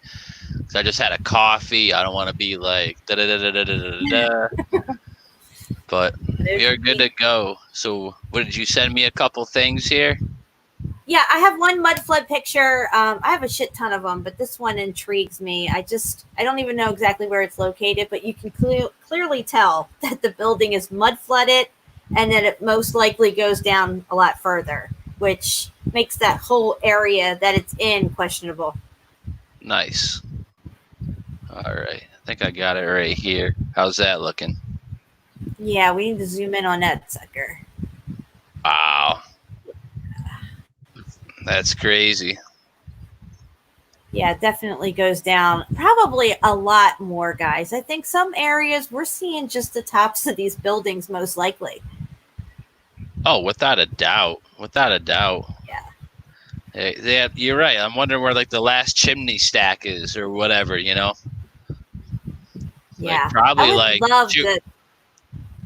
No, yeah, I was gonna say there are probably like 2 or 3 more of these down, and you're right. I would love to go up in there. It's just unfortunate that, you know, architects or whatever have probably already gone up in these bitches. Smithsonian probably moved out all the stuff that was like, you know, giant hammers and nails and whatever they would have found and whatever. Yeah. But that's just crazy. Can you imagine the stuff that they would have found? The people who came in and scouted out these areas for repopulation. Somebody had to go and check to make sure if it's viable and see what's covered and what's not and what could be recovered from, you know, like there, take it for instance right there. Clearly those buildings on either side of the street, the church and the building you just pointed to, go way further down. We're just seeing half the building as far as I'm concerned. Yo, right. That's what I'm saying. Like, you got half a window over here, you got something over there, and it's just because you know, clearly, if it was a mud flood that only covered the first floor, I mean, we've had that happen numerous times in Puerto Rico, Ecuador, all these massive mudslides and mud shit that comes rolling into towns. It covers up to their roofs of their houses. They dig that shit out. You know what I'm saying? So clearly this was a mud flood of biblical proportions, to where everything was built on such a grand scale and so high because the people were taller. They needed larger buildings that went up higher. The mud flood came in and covered things up like halfway. And when you look at it in those depths, it makes sense that, you know, ground level, clearly everything was wiped out. Like, this is just Trinity Church in Boston. Like, look at that stuff. Yeah, wow. And it's got all the spires on it and everything. It looks like the Antiquitech's still there up on the top. What do we Maybe got we can here? scroll in on some of that. This one real quick. Because this one's Yeah, let's crazy. scroll in. Yeah, it's got that fucking Antiquitech stuff on the top. That's free energy stuff. It's crazy. That's crazy. Yeah. Like, look at the inside of it. Like, definitely built for bigger people. I'm just saying. I'm just saying, yo. It's crazy. Like, come on, dude. Like humans built this? Come on. Look at the archways. Who's walking in there? Big boys. Exactly. And considering how scarce everything was back then, if you look at the dates on some of these buildings that were built in the 1800s and stuff, you know, you were kind of in survival mode. You weren't going for architectural feats, okay? You're not going to overly build something if you don't need to. The money and the supplies and the architectural know-how was not there at that time for that. Not according to his story.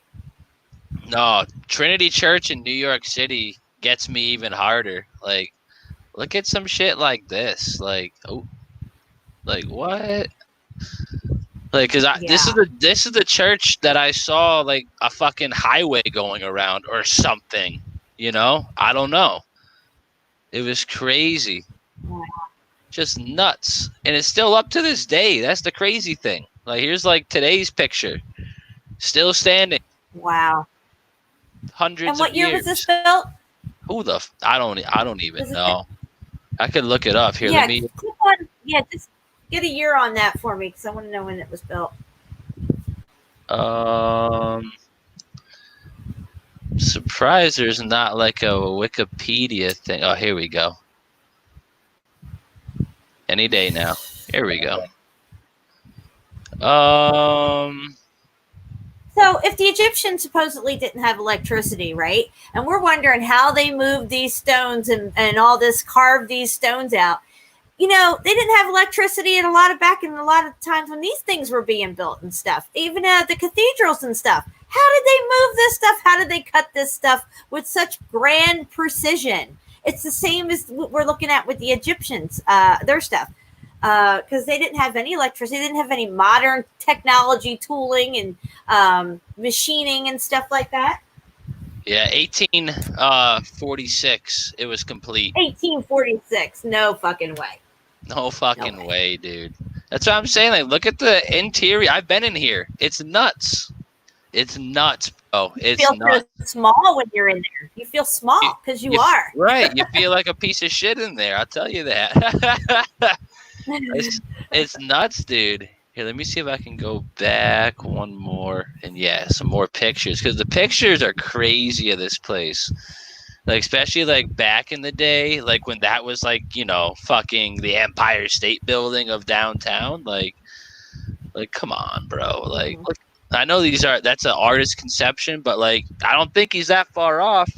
Look, what about this bad boy? I don't think for people who look, how do they get it so perfect? They never built a building like this before, ever. I mean, it's unique in its own fingerprint and stuff.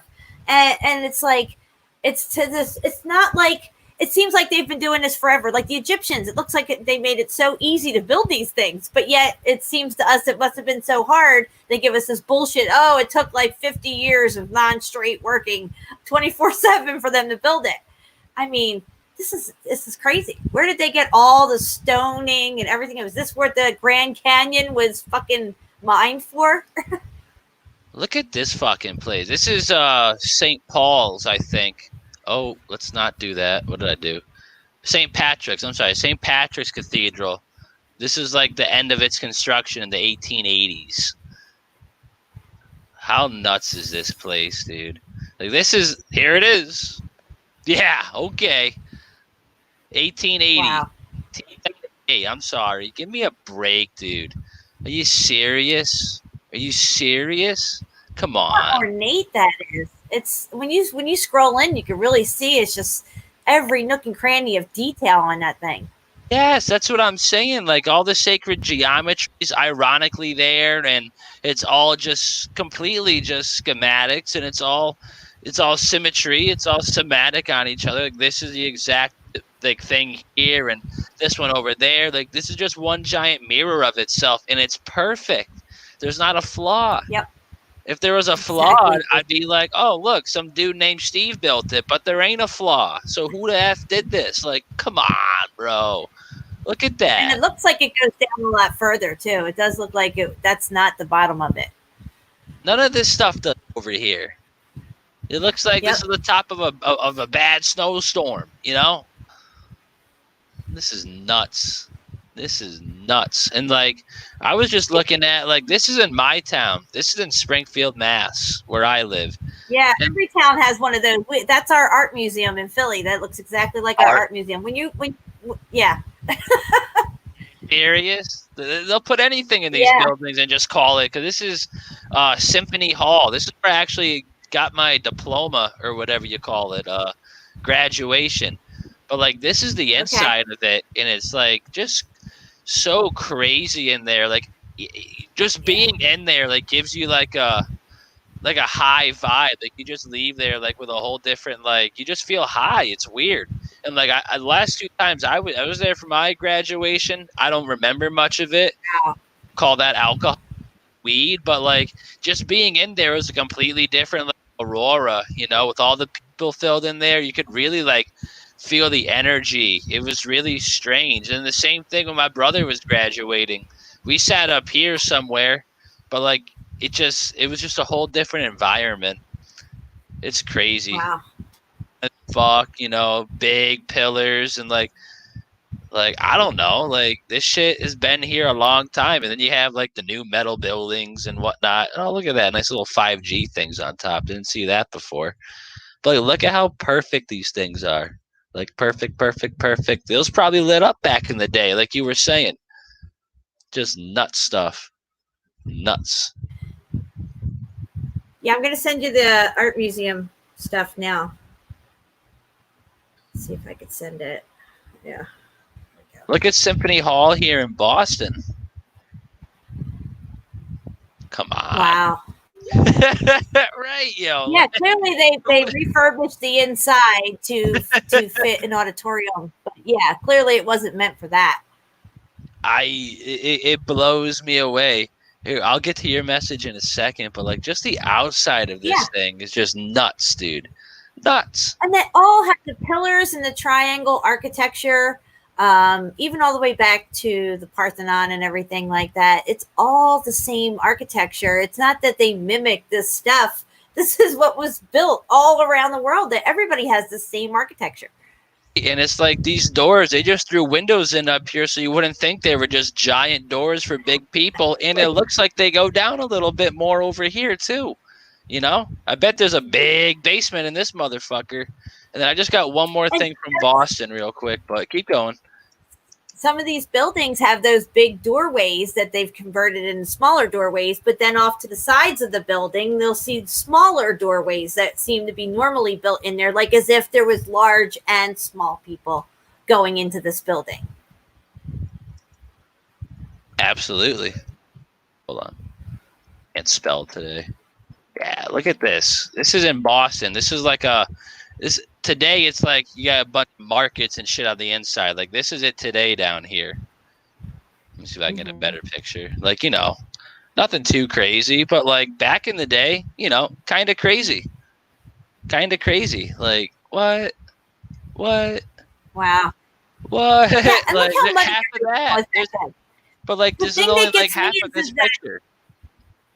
you would think there would be streets and pavements if they had the ability to make these buildings. Why would they have muddy streets everywhere? Hey, it's just crazy. You're not really getting too many original photos. That kind of blows, but Underneath the one you're on has originals. If you scroll down that. I was about to scroll under there. Yeah, I don't know what this really is. That looks like, well, that's Quincy Hall, actually. Wow, that's interesting. Look at that. It's just a picture, Look at obviously. that But wow. Right, yo, perfect. Perfect. Don't worry about the perfection everywhere. Give me a break. Like, those are When you probably see Little House- exact. Yeah. You'll see Little House on the Prairie. What?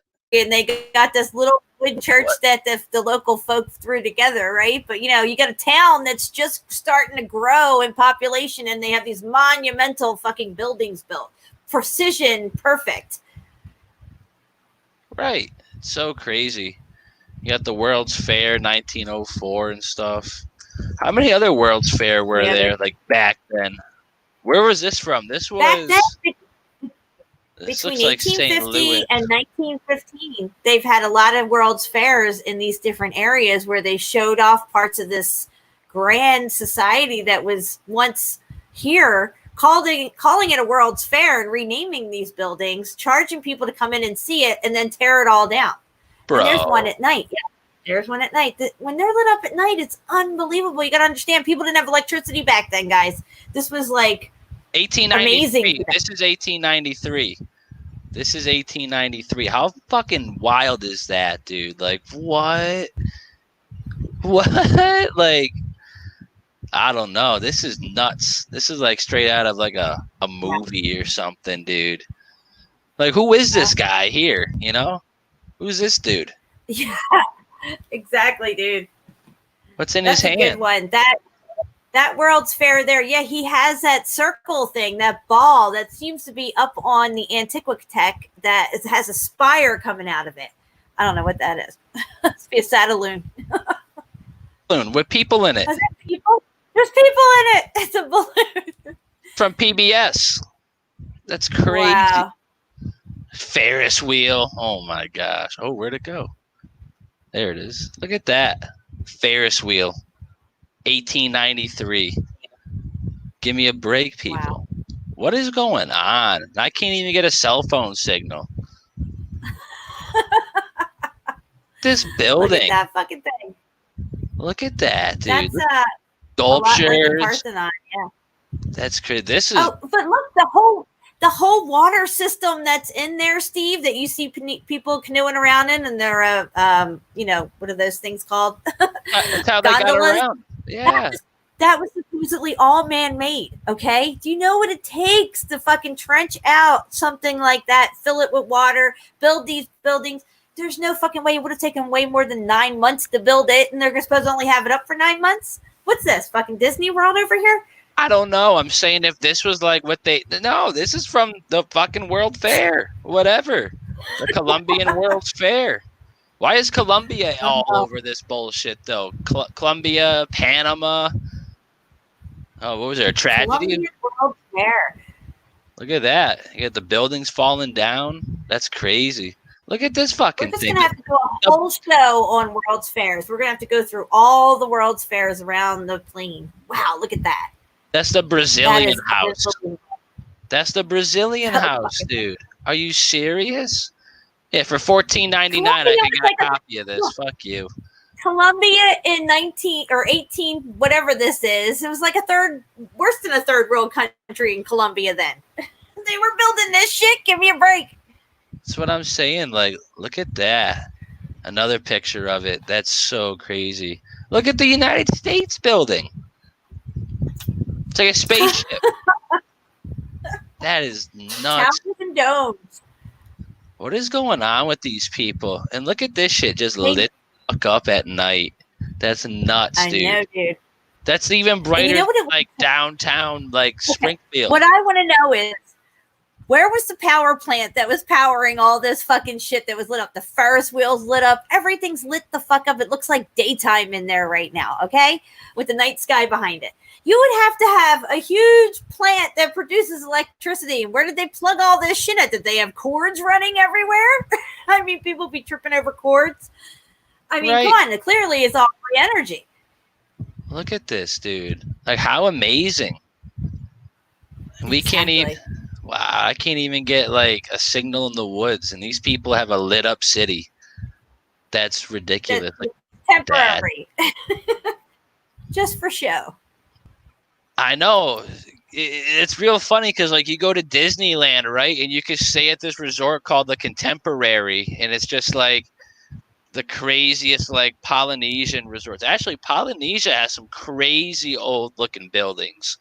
You know what I'm saying? Like, we're not old, just like unique. Yeah. Like let me see if I can find. I don't know how to spell Polynesian. Oh, there we go. There you go. What should I even look up here? Polynesian old architect. How do you spell architect? ARCICH. Oh, here we go. CH. Because they had some like crazy looking things back in the day. Yeah, like shit like this. And like Disney made a bunch of those into like hotels or something or whatever. Well, that could be covered in that thing could go way down too. Oh, you're telling me? Absolutely. Something like this. This is Hawaii, but still like I don't know, man. You're going to ship all this stuff to an island and build the building like that? Like, I don't know. Yeah, in the 1800s, early 1900s, there's just it's not like it is today where you can order fucking materials from around the world and have it shipped to you and stuff. I mean, the amount of work and things that would have had to go into getting the materials to build these buildings from, this is not all made from local area fucking quarries and stuff. Oh, yeah, you're right. You're absolutely right. Oh, you sent me something, didn't you? Yeah, it was the art museum in Philly. Oh, yeah, that's right. Let me get on that. Which is clearly something that was left over from a time before. Wow. Those statues out front, they're not normally out there. They're just doing that for an exhibit. But the architecture of the art museum itself is unbelievable. It's huge. Look at the thingies on top too. All along the side of it. There's gargoyles on top. There's also gargoyles up there too. Is that what those are? Off to the side, yeah. That looks like sticking off the sides, yeah. It looks like a Pegasus or something. Yeah, I'm not sure. My mom used to tell me they were gargoyles. There's the Parthenon of the gods and stuff. Snake just chilling. Oh, look at that. You got a couple goats on top. That's nice. Yeah. Nothing to see here. I don't know if there's any other pictures of the front of it and stuff, like going up the steps and everything. Oh, I just saw one here. Like that? Yeah. That's nuts. This place is huge. This is an art museum, guys. Who would have thought that? Trips here and stuff. Wow. This is nuts. See, on the sides, either sides of the steps, you can see where there's wider steps up on the very edges of these steps. Well, in there, they had fountains coming from the top, rolling down with water, and people would go in there and go swimming. And I used to go in there and go swimming with my mom. What? You're crazy. I'd be jumping in there, yeah. Look at all that, dude. Yeah, it's an amazing building, and it's not just built for art. It had a whole nother purpose.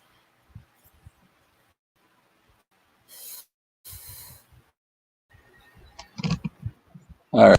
Can you hear me now? I was getting some feedback before. I think my camera was fucking it up. We'll just stop the camera. All right. Go back to the screen share. I don't even know where I was. Oh, I wasn't here, but it's still crazy. St. Patrick's, Cathedral. Like, how nuts is that? Yeah, let's just build that in the middle of a town. Okay. So if we go back and look at, okay, there you go, the orphan trains. I was just thinking that. The parents are all gone. The kids can be repopulated out, and there's, a handful of people who take these children into these towns and re-educate them and bring them up and teach them trades and stuff. And then the whole cycle starts all over again. And that's it. That's just so, like, where did all, like, the adults go? That's my question. Exactly. That's the 6 million, 10 million bones under Paris. Oh, shit. No shit, dude. That's so crazy. Well, actually, you know what? Speaking of Paris, can you see this? Yeah. Yeah. How nuts is that, dude? Like, how nuts is that? That is just insane. What I want to know is how much more is under there, because clearly it goes on. And Yeah, it probably right. goes down lower even. Who knows how far down it goes? It's just so crazy. It's like maybe they discovered this and then they were like, well, we need a cover story, so here come the catacombs, and that's why you can't go down here. Because there could be a skull down there that's like the size of fucking this truck over here. You know what I'm saying? Yeah, exactly. Like, these seem like some rather big doorways. Oops. Or whatever these are. Windows. Either way. That's a window. Imagine the guy looking out that thing. He's probably not too happy. Yeah. It's just so crazy. Yeah, that's crazy. It is so crazy. That picture just gets me every time I look at it. So what's and there's a lot of those. What's the story here with these like orphan trains and shit? Well, if you probably click on that link or whatever to one of these photos, it should shed some light on it. But apparently, after a lot of these fires and disasters and whatnot, and earthquakes, parents died. The kids were orphaned, and they needed to be placed. So they would actually put ads out in papers for people to adopt these kids and stuff. Yeah, I thought I saw an ad on one of those like pictures we were looking at, like somewhere on the wall. Yeah. Like right below that Rockefeller one. Dude, I don't want the PPE shit. God, I'm gonna freak out. That's a lot of fucking kids. That means for every kid you see, there's 2 people that made that kid. So there's twice as many people missing adults than these kids. Right. Little payment, blah, blah, blah. I'm just trying to see if there's like a valid reason. If you came under a project, that sounds, like what's happening now. You get a drill happening. That's nice. And wow, this was a 70-year deal, almost a 80-year thing from 1854 to 1929. Wow. Right, and that's right in between all the disasters and fires that were taking place around the plain. It's funny. It just keeps saying that kids were sent here, kids were sent there, but it never says why. Blah, blah, blah. Yep. In the attic. Awesome. That sucks, but why doesn't it say why all these kids just showed up? Where's all their fucking parents? Why is there nothing on that? I know it's just a Chicago Tribune, but like, come on. Nothing. Yeah. That's crazy. Like, why? No, I don't want Reese's peanut butter cups. What is this? 100% ridiculous. Right. Like, what is going on here? Let me see if I can get like a Wikipedia thing. See if there's a why, not just where. Baby trains, blah, blah, blah. Developments in a program, place homeless people. But why? I get that. Blah, blah, blah. No. The Children's Aid Act. But why was it put into place? I'm gonna click this. Nonprofit, blah blah blah. Helps tens of thousands of kids. But why? It's funded philanthropy. I have a little video I'm sending you that might shed light on this. It has to do with the orphan trains. It's like a 6-minute video that explains everything. Okay.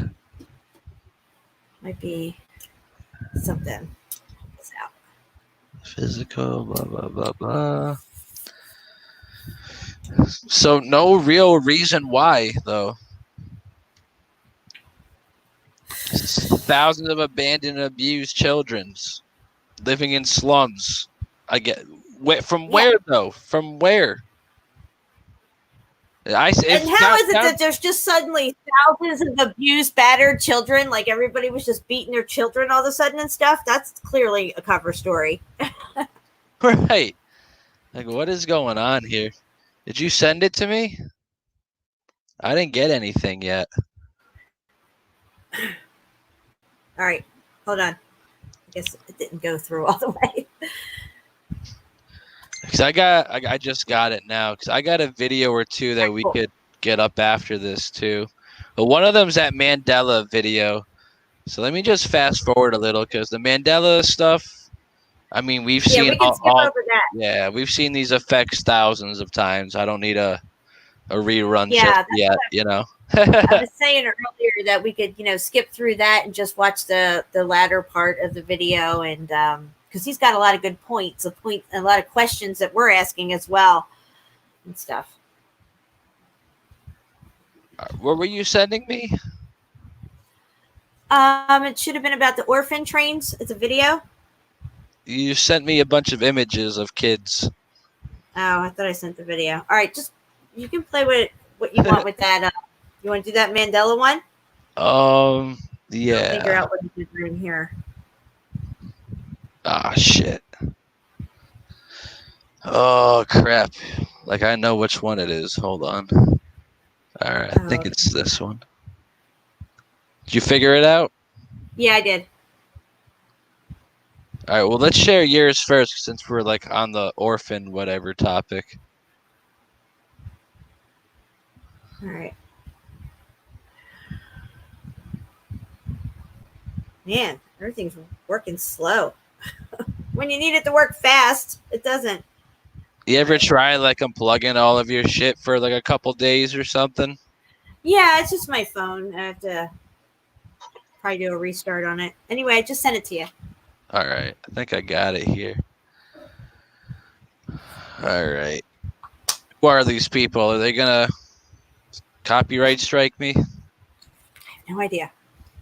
No idea. Nice. You gotta roll the dice. There's the link, people. Can't say I didn't share it. We should probably screen the share the screen. Share the screen the share. Tomato. All right, let's see what we got here. Oh, that's not the play button. All right, you ready? Yeah. Along their newly expanded westward lines threatened profitability. Not surprisingly. What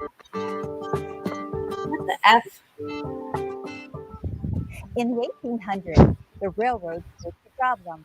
Farm labor shortages along their newly expanded westward lines threatened profitability. Not surprisingly, in 1853, they jumped at the chance to support the New York City minister's idea, an early version of foster care that would find homes for the city's orphans on farms in the Midwest.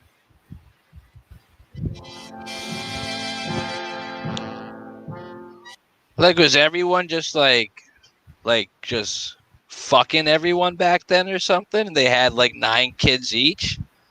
Where are the parents? All these kids? Well, they all had their faces in the mud too, apparently. Right, they just got carried out of a bomb or something. Like all these pictures we were showing look like a bomb hit the fucking towns, you know? Crazy. They were told, your parents are not your parents. Your past is not your past. Your life begins when you are chosen.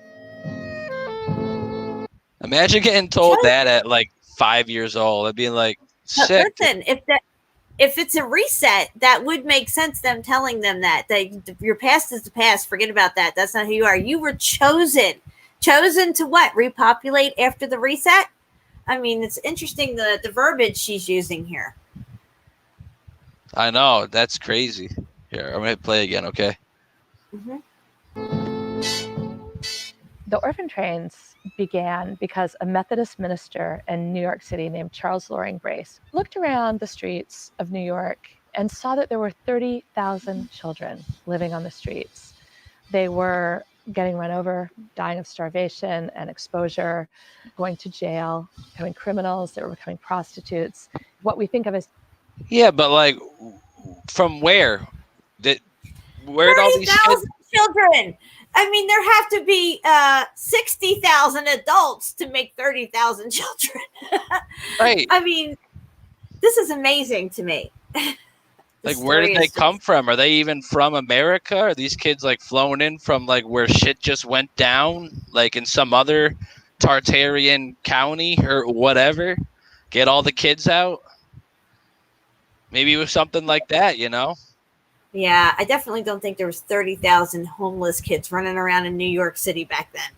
It doesn't even make sense. I mean, there probably was, you know? I'm saying, like, what if, like, all these mud floods they had or whatever, like, all these fires happened, like, around the same time, but none of them happened really the same year. So what if they had, like, foreseen knowledge of this and they sent all the kids out and then to a different city, and then they sent them to another city, and then they sent them to San Francisco, because they knew that, like, you know, New York went down and then Boston caught on fire and then Chicago and this, that, and the other thing. And they finally found a place for them to settle, which is why I think they've made all of those cities in China, because I think they got hit without them knowing, because they just set up their whole establishment, it looked like, and then it got taken down a year or 2 years later. So I think what they're doing now with those cities in China is they're set up for the next X amount of kids from over here to get sent, or over there to get sent, and then the elect will get sent, and then everyone who's left, you know, wherever the F shit goes down is just left, you know? Europe, most likely parts of America, a lot of America, I'm assuming. I don't know. I agree. I feel like something like that is taking place. Yeah, I feel like these orphan trains are gonna like happen again, but it might not be orphans this time. It might just be people without families. You know what I'm saying? Yeah. Crazy stuff. Dickensian London is really what it was like then for poor people. Immigrants were pouring in. The Industrial Revolution was replacing jobs for poor people with machines. The Civil War was raging and creating vulnerable war widows. So there are many reasons that there were all these children on the streets. And Brace had this idea. It was sort of a glorified fresh air fund. He thought, if I can get children off the streets and send them to farms in the Midwest where labor is needed, maybe we can save their lives, and maybe we can clean up the streets of New York.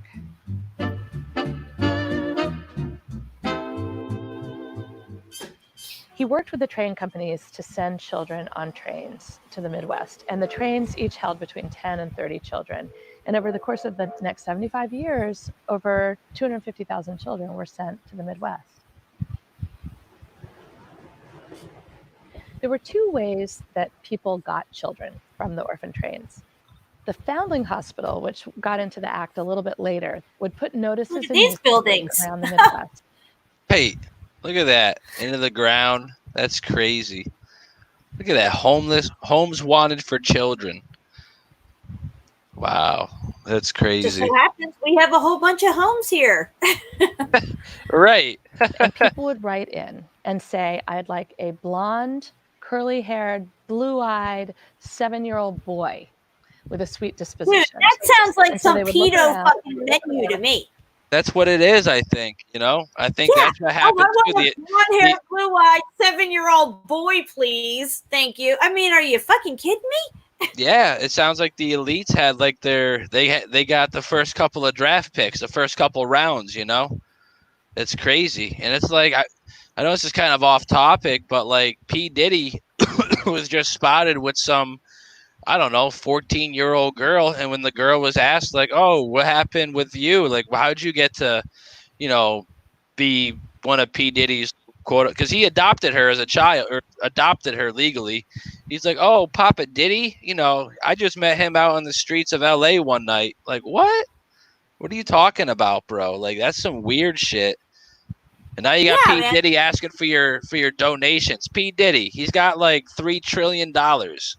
And unfucking believable. Hey, and he's asking for COVID donations. Like, how about you donate one of your 17 houses?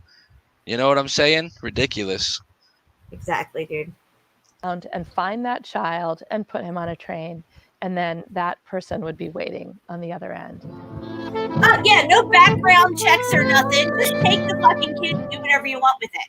Yeah, right. Imagine what these kids must have went through, what they must have had to endure.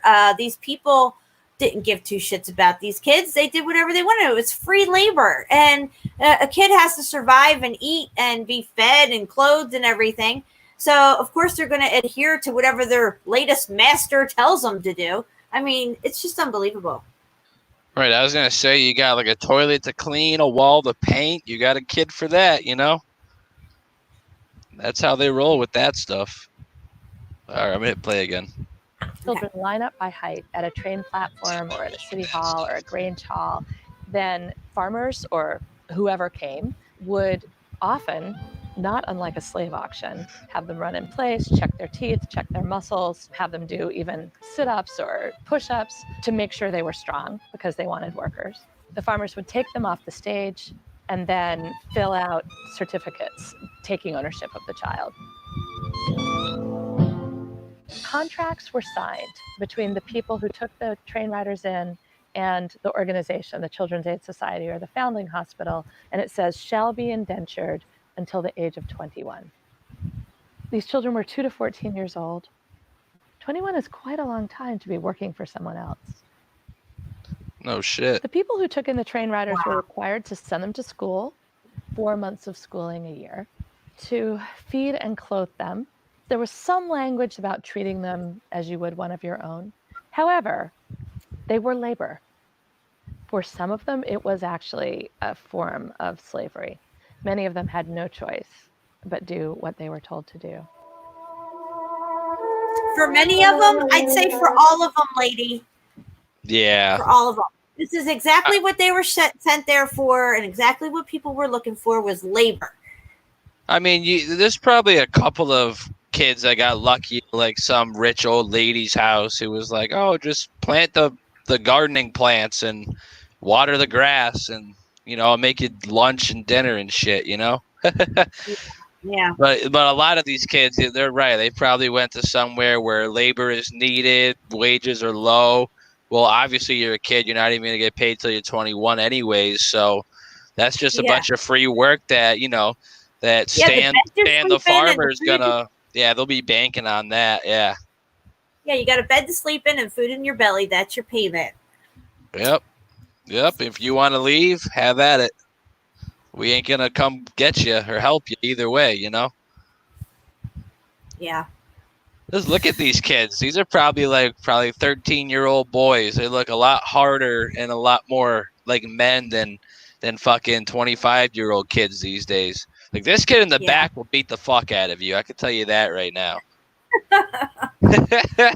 He's looking right through you. This little kid, he'll bite your ear or something, but you can tell he's the brains in the middle. Yeah, right. This kid's over here. He's probably like, hey, we probably shouldn't do that, And then all these kids are like, nah, shut up, Billy. We're doing it. And they all smack him upside the back of his head.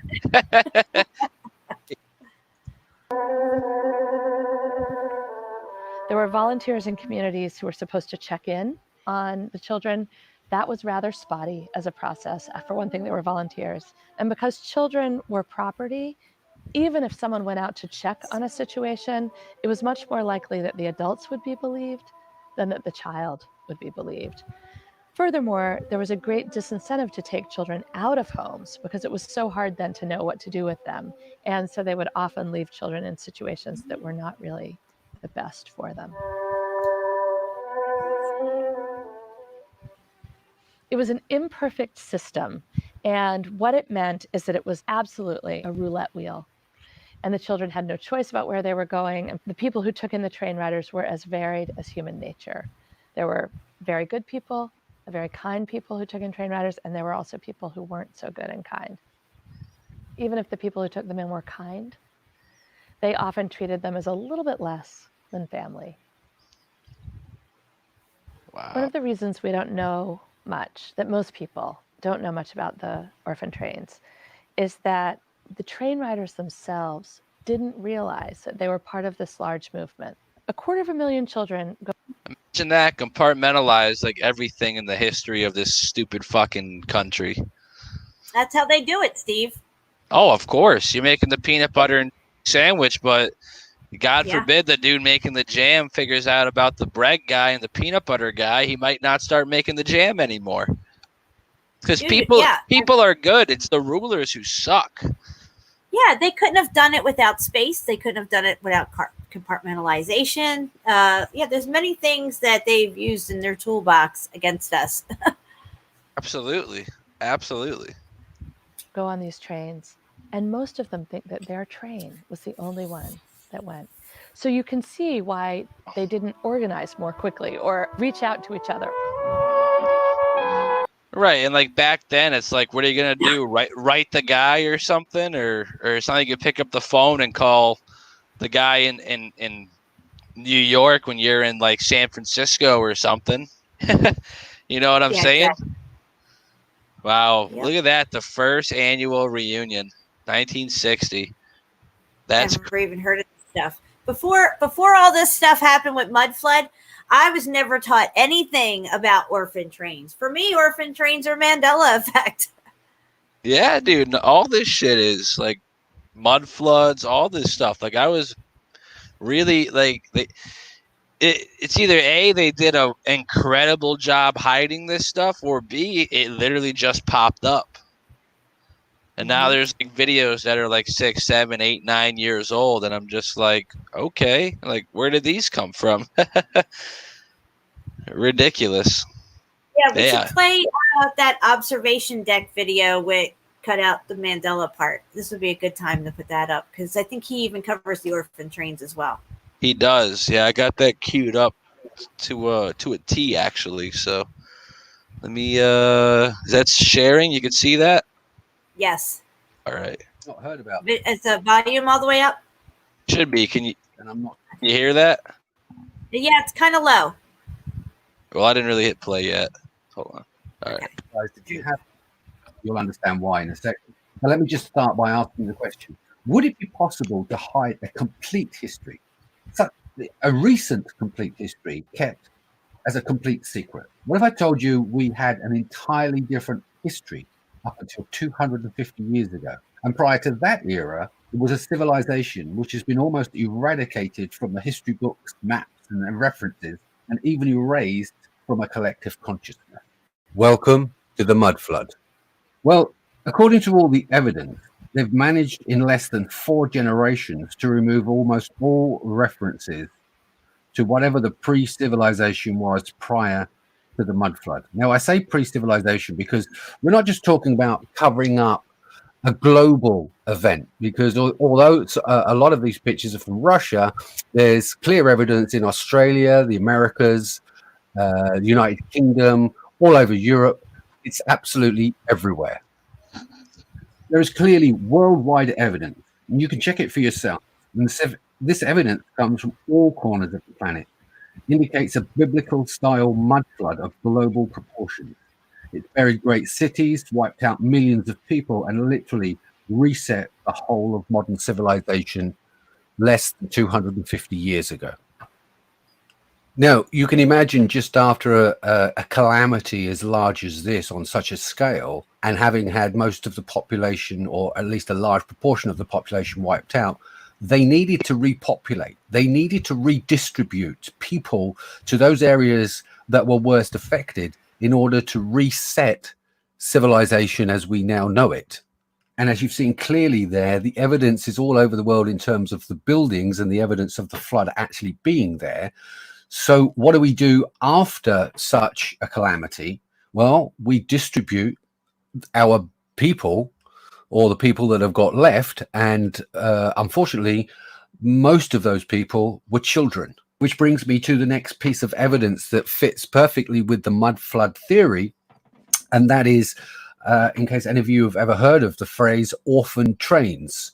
Now, the orphan trains weren't just literally trains full of orphans, obviously, and they were literally shipped around and sold as members of the new family all over the world. But obviously the Americas and the West at the turn of the 19th century have got a lot of press as regards the orphan trains. But I can assure you they were in Russia. Children were shipped out to Australia, all over the world, in order to rebuild a civilization that had just suffered a global cataclysmic event that we now know as the mud flood. Now, as you can see from these 19th century images I've managed to dig up, the orphan trains were real. The idea of orphanages and fledglings, which is, obviously young children, they're being resettled all over the world. And the number of children being resettled goes into the hundreds of thousands. So if we take a look at some of the actual evidence of these orphan trains repopulating areas and people asking for money, or one of the reasons that there were so many children is independent governments. We're talking like Europe, Russia, Americas, brought out a new law all around the same time, which was the late 1850s, 1860s, and early into the 19th century, that all unwedded mothers should hand their children into the authorities so they can find a home for them. So technically, these were not orphan children. These were children that was taken away from their unmarried parents in order to repopulate other areas of the globe that had been affected by this huge mud flood. The children riding the trains, basically being sold to people on farms, children that were brought to orphanages. There was even like post office boxes where you could drop your child off, no questions asked, and be on your merry way. These children were shipped, as I say, all over the world. And to be honest with you, we all know the stories about how the Australian girls and the Irish girls were abused as children when they were shipped out and over in Australia. So there are horror stories all over the world. But the point being is, in this context, they were used to repopulate those areas that had been hit hardest by the Great Mud Flood. And it seems to coincide exactly, which is why I've got the date 1847 or thereabouts, because both dates, the mud flood and a couple of years later, once people had got themselves together, the coupling of those shipping those orphanage children around the world seems to match perfectly.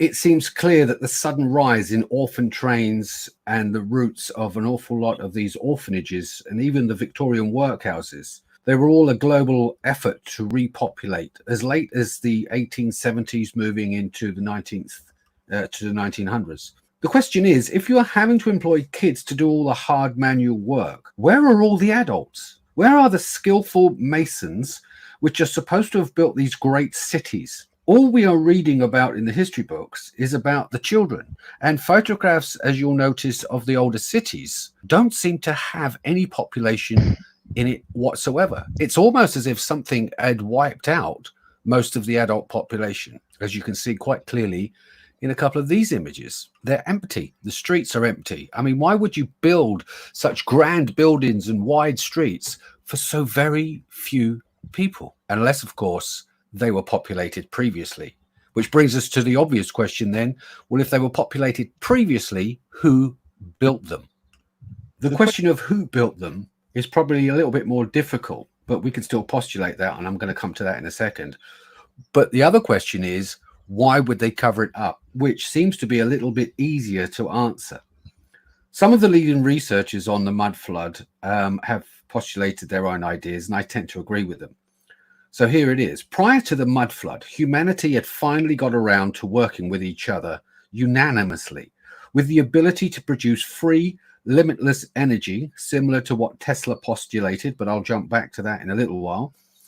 And they lived in balance with the planet and make sure that the global population had shelter, was well fed, and the energy was transmitted via Wi-Fi, similar to Tesla's tower, to every residence, every building in ways that we can't understand at the moment.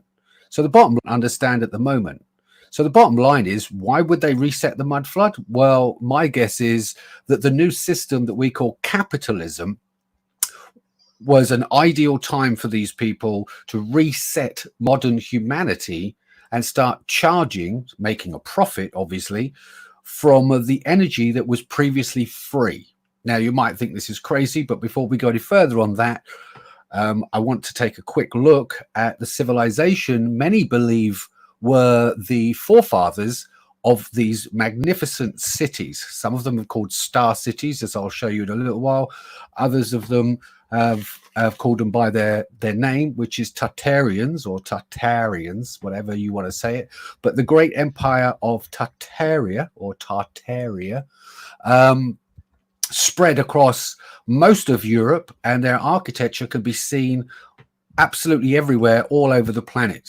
And as I said, the one thing that they had was free energy, allegedly. I tend to believe them because it gives a damn good reason why anybody would want to reset a civilization that was once not metered on electricity to one that now has to pay for everything, including the advent of the oil industry to make more profit at the sacrifice of the planet. Whereas the previous civilization, pre-mud flood, so we're looking at the 16th, 17th centuries, these people had no use of oil, no need of oil, because they were literally pulling electricity out of the ether. So just to reiterate, we've now covered the Mandela effect, where reality seems to change. We've covered the mud flood, the orphan trains, and now you've seen this hidden history of Tartaria. And we believe that Tartaria were the forerunners and architects and engineers that created the civilization prior to the mud flood. Which brings me to the last point before I consolidate and join all the dots, as if you haven't already joined them. I'm going to round all of this up and why it's all relevant to each other in a very short while. But just before I consolidate all that, just remember to subscribe, like, press the bell so you know when my next upload is. And I'll move on with the final section now of the last dot, should I say, because I believe that the inventions of Nikola Tesla were in fact Tartarian known knowledge, maybe in book form, whatever. And Tesla was in fact Tartarian himself, or well, at least he was born in Tartaria, according to the maps, or very close to it, because we don't exactly know how far their empire stretched, but we do know they had lots of star cities, which you've seen earlier on the video there. But the point being is that Tesla would have been influenced, or at least his father, his grandfather, his whole family tree would have been influenced by the Tartarian Empire.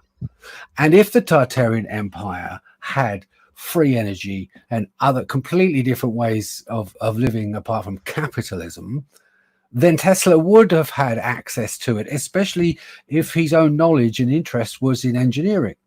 It seems a bit more of a coincidence, as you can see from some of these images, and this one in particular dates back to the 16th century. These are actually Chinese ships, and that sure as heck looks like a Tesla tower. In other words, it's pulling energy. It's an electric ship. Nobody's actually sailing it. Nobody's rowing it. So you've got to ask yourself that something that looks like a Tesla tower there, something that looks like a Tesla tower, well, we've come to know what Tesla towers look like, but all of these small little baubles come to know what Tesla towers look like, but all of these small little baubles and some of the old flagpoles, people postulate that these were the things that drew the electricity back out of the air. So you had Wi-Fi electricity.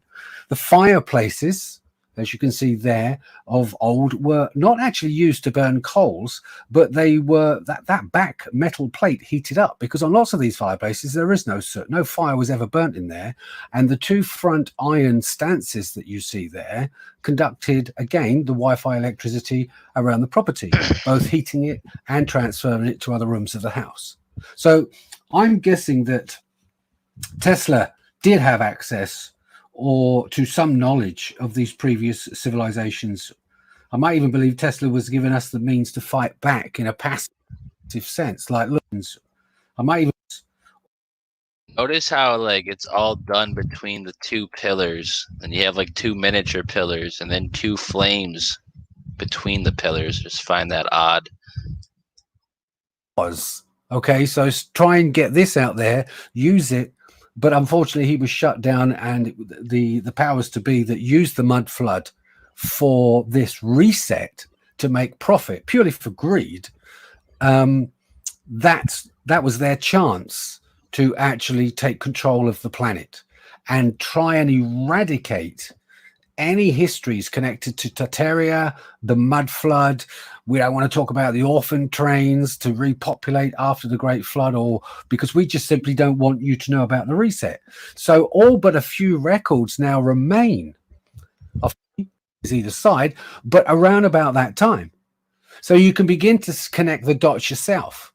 And the last dot that I want to connect, which is the biggest one, is the Mandela effect. Because having said all this against bankers and those people who wanted to reset our system again, those who wanted to profit from our greed, the other effect, which is why I mentioned it right at the beginning, the Mandela effect, it could well be the world's largest Mandela effect. And not even those who reset it actually realized it was a Mandela effect. So if you will, the best way to describe it is that if there was a twist in time, because the Tartarian Empire was spread globally, it was like leaking time all over the place, little clues. So those subtle changes, i.e. most of them will wipe it from the history books, but all of these other little bits and pieces are left, similar to the logos and, you know, these small minutiae of changes that have taken place.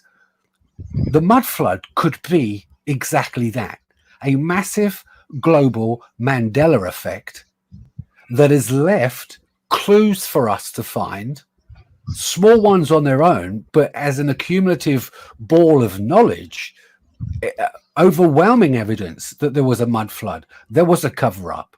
The system changed from a free system to a system where you have to pay to play. Now, I haven't got time today to go into all the details. All right, I'm just going to stop it there, but the whole Tartarian Empire kind of reminds me of like a new age type deal, like Babylon, or maybe it was Babylon, you know, like everything was synchronized, everything was one.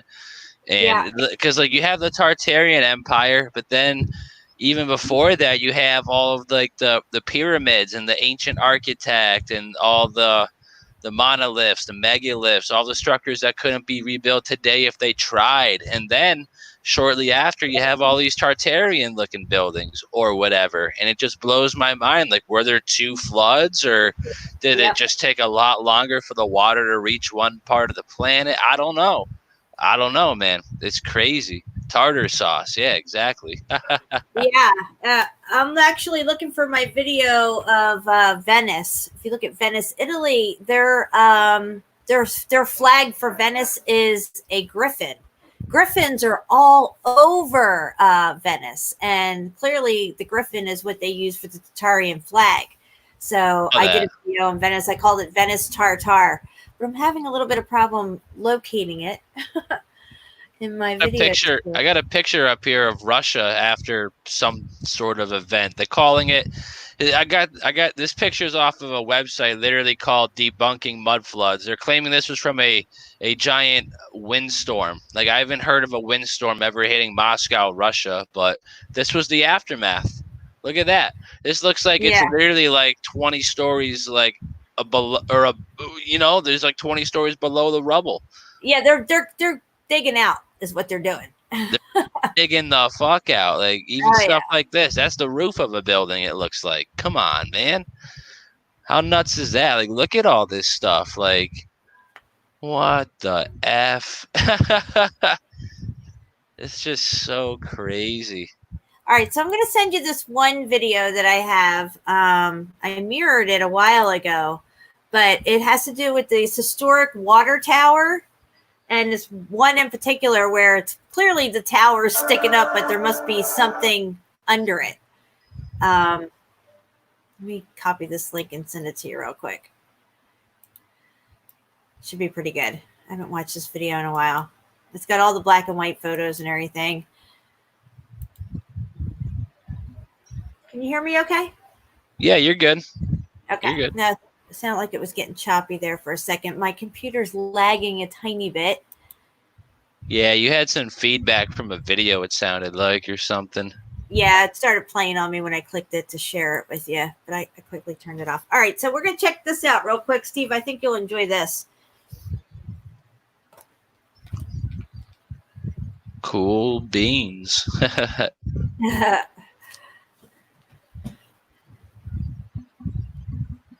All right. You sending it? Yes, didn't it go through? Oh, fucking Facebook, man. I tell you what. Nah, I got nothing. What is wrong with this computer today? I don't know. Oh, there it is. Okay. Extra juice, but we got it. Oh, mackerel. All right. Where are we here? Mirrored. All right. All right. You know, I'm just going to run to the bathroom for the first like 2 minutes. All right. Yeah, sounds good. All right. I'll be right back. Can you hear that okay? Yeah. All right.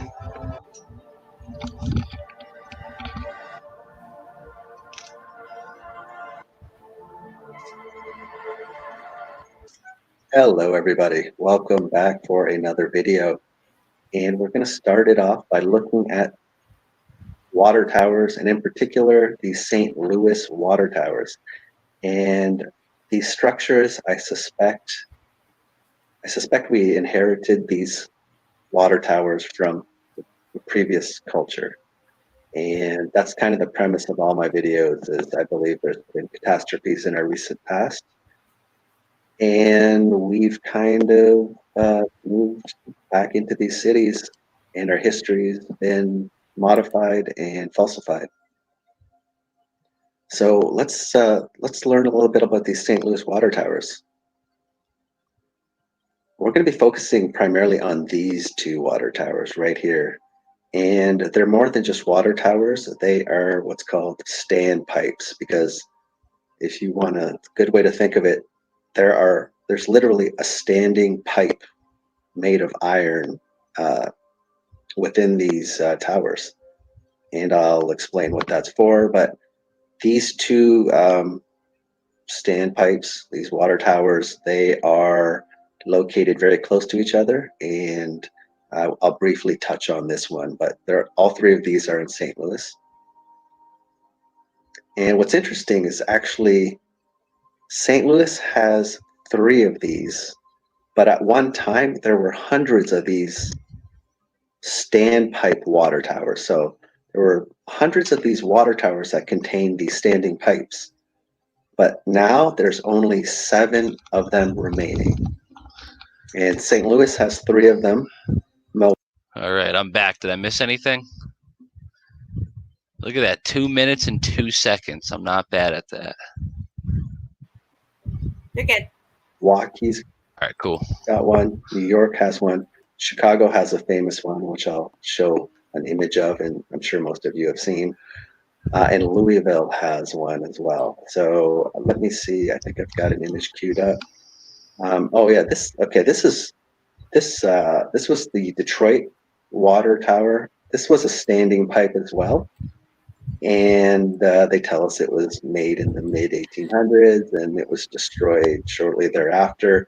This was a pumping station, but this is just another example of one of these standpipes, that one of the hundreds that is no longer around. And it's made of this very durable, this one was made of very durable red brick. But that thing is crazy, dude. I know, like, looks like it has like Solomon's keys all over it or something. Yeah. And of course, you got your antenna on the top there. But this is all gone, and it's an unfortunate loss. And I'm going to show, this is one of the 7 remaining that's in Chicago, and this is before the Great Fire, pre-fire, 1870. And post-fire, 1875, and this water tower with its pumping station, this was, I think, one of only a handful of structures that actually survived. There was 2 great fires, right? This was the one of, I mean, a very few structures that survived those fires. So the key function of these water towers, these standpipes, it's regulating water pressure. In the mid to late 1900s, so they say, the city utilized a system of steam-driven pumps to deliver water from the water plants to the consumers in and around the city. And these steam pumps caused water pipes to frequently rattle and shake. So to fix that problem, each water tower contains an enormous 100+ feet tall, 5 to 6 feet wide vertical iron pipe filled with water. Wow. And the water towers were responsible for allowing consumers to get an even flow of water from the city's waterworks. So it's all to do with water pressure, but it has these enormous vertical iron pipes that are filled with water, 5 to 6 feet wide, 100 feet tall. That's amazing that they could even do something like that in the time frame that they're talking about here. Yeah, right. Absolutely ridiculous. And they stick out like a sore thumb. Like, when you see these other pictures, it'd be like in the middle of a road, there's one of these fucking towers and stuff. It's like, clearly there's something underneath this road that goes with this tower. You're just not seeing it. Right. Or it got wiped out by an earthquake, firebomb, whatever, Ridiculous. And you have the Grand Avenue Water Tower. And we're going to look at some more pictures here in a second, but this is the Corinthian styled column. And here's its location. It was taken out of service officially in 1912. Wow. It's got some nicknames like the Water Tower #1 and the White Tower. And the actual height of the column itself is 154 feet tall, but that pipe is obviously going to be a little shorter. But yeah, the standpipe in that particular one is 5. No, like beyond perfect. Like is that even stone, or is that like soft metal, or that's just ridiculous. Like, it would take the most advanced architect of the last, like, all of them over the last like 500 years put into one person who could live for like 130 years to get this one thing done, because that's precision, like chiseling or whatever. But I have a weird feeling, like I said, they just say some hocus pocus words and then magic comes out of their fucking hands and here's your perfect rock. Yeah, it looks like the top part was added later, that flat part, and then the fence, the railing there. Yeah. I'm just talking here. Yeah, it's so ornate. It's like, if that's what its true purpose was, why would they have to make it so decorative? Clearly life wasn't that beautiful back in the day. There was war, famine, earthquakes, fires going on, and yet they have the time to make these beautiful, ornate outer coverings of, like, for what, a pipe? Water towers, which means these stones are so perfectly placed, like water couldn't get through these. You know what I'm saying? Did they brick up the window there? It looks like there is a door and then a window above it that has little bricks in it. Absolutely. I wish I could zoom in, but absolutely. That could be a whole building underneath the ground there that goes with this thing. That's what I'm saying. This is just like the chimney stack to the factory or something. Yep, exactly. In close proximity. And they tell us this one was built in 1885 to 1886. Made of brick, stone, and terracotta. Again, taken out of service early 1900s. This one's known as and there's the the Red Tower. on the top. Yep, look at that. That's crazy. And it looks a lot like that water tower in Detroit, actually. But this one's 194 feet. It's like in the middle of like the shitty hood. Nice. I know, right, dude? Tall. So crazy. And the pipe is within it is 6 feet wide, or the diameter is 6 feet, sorry, and it's 145 feet tall, the standpipe. So this one has a little more height than the Grand Man, I Avenue would water love tower. to go I up mean, in water there tower. and check it out. I Because know. clearly you can walk out around that rim there. They have a walkway around that top part. What are these, like next door neighbors or something? That's so weird, dude. That's This is a ridiculous. good little video. There's a lot of these red bricked buildings in the background, and I suspect these. See, that's what I was saying about all like those churches and shit in Boston and Philly and New York. Like next to it are buildings that like should match the architecture of the building, but look like they're 100 years behind the game. Yeah. You know, it's weird. Or ahead, whatever. I don't know. Back to the Future. They went to the past. I don't know. Red brick buildings are also older than they're telling us, and I'm going to show a video where I go on Google. And real quick, I know maybe it's not too off topic, but like over the like amount of paranormal research I've done, at least just like internet and like reading old books and newer history. Obviously, I haven't gone on a plane and gone out to the old, but there's a lot of buildings that look like this that are like extremely haunted, and it's probably because they're fucking older than you've ever been told. You know what I'm saying? You know what it could be, Steve? Is that the people who were trapped in this mud flood, trapped maybe in the lower levels of their homes and stuff, who died there, are now haunting those locations. A lot of people think that too. A lot of people also think that like old places with buildings like this are like a lot of them have like portals like nearby them, like spiritual portals that open and close. So maybe these were built in these specific spots for this specific reason. You know, maybe there's like a giant vortex where who knows comes through every now and again. And two metal rods sticking out of the ground. It doesn't matter what they're encased in; they're still metal, and they can still conduct energy and right through that stuff. So there could be something with the two towers, two pillars, like in the Masonic drawings and stuff. And these people are caught in the middle of it, where the all-seeing eye would be in the center, which they always claim is some sort of vortex or Jacob's ladder to another level. Right. They have all these interesting claims and never any real evidence. Google Earth and go around these neighborhoods. So just wanted to show you that. This is an article, and they're just talking about all of the red brick buildings in and around these water towers in the area in general. And I guess I don't know who Paul McKee is, but apparently there was a plan to rehab more than 150 properties in St. Louis in the city of St. Louis's north side, and they're allowing all these buildings to just crumble and fall apart, basically. And I mean, a lot of them, well, most of the windows are bricked up.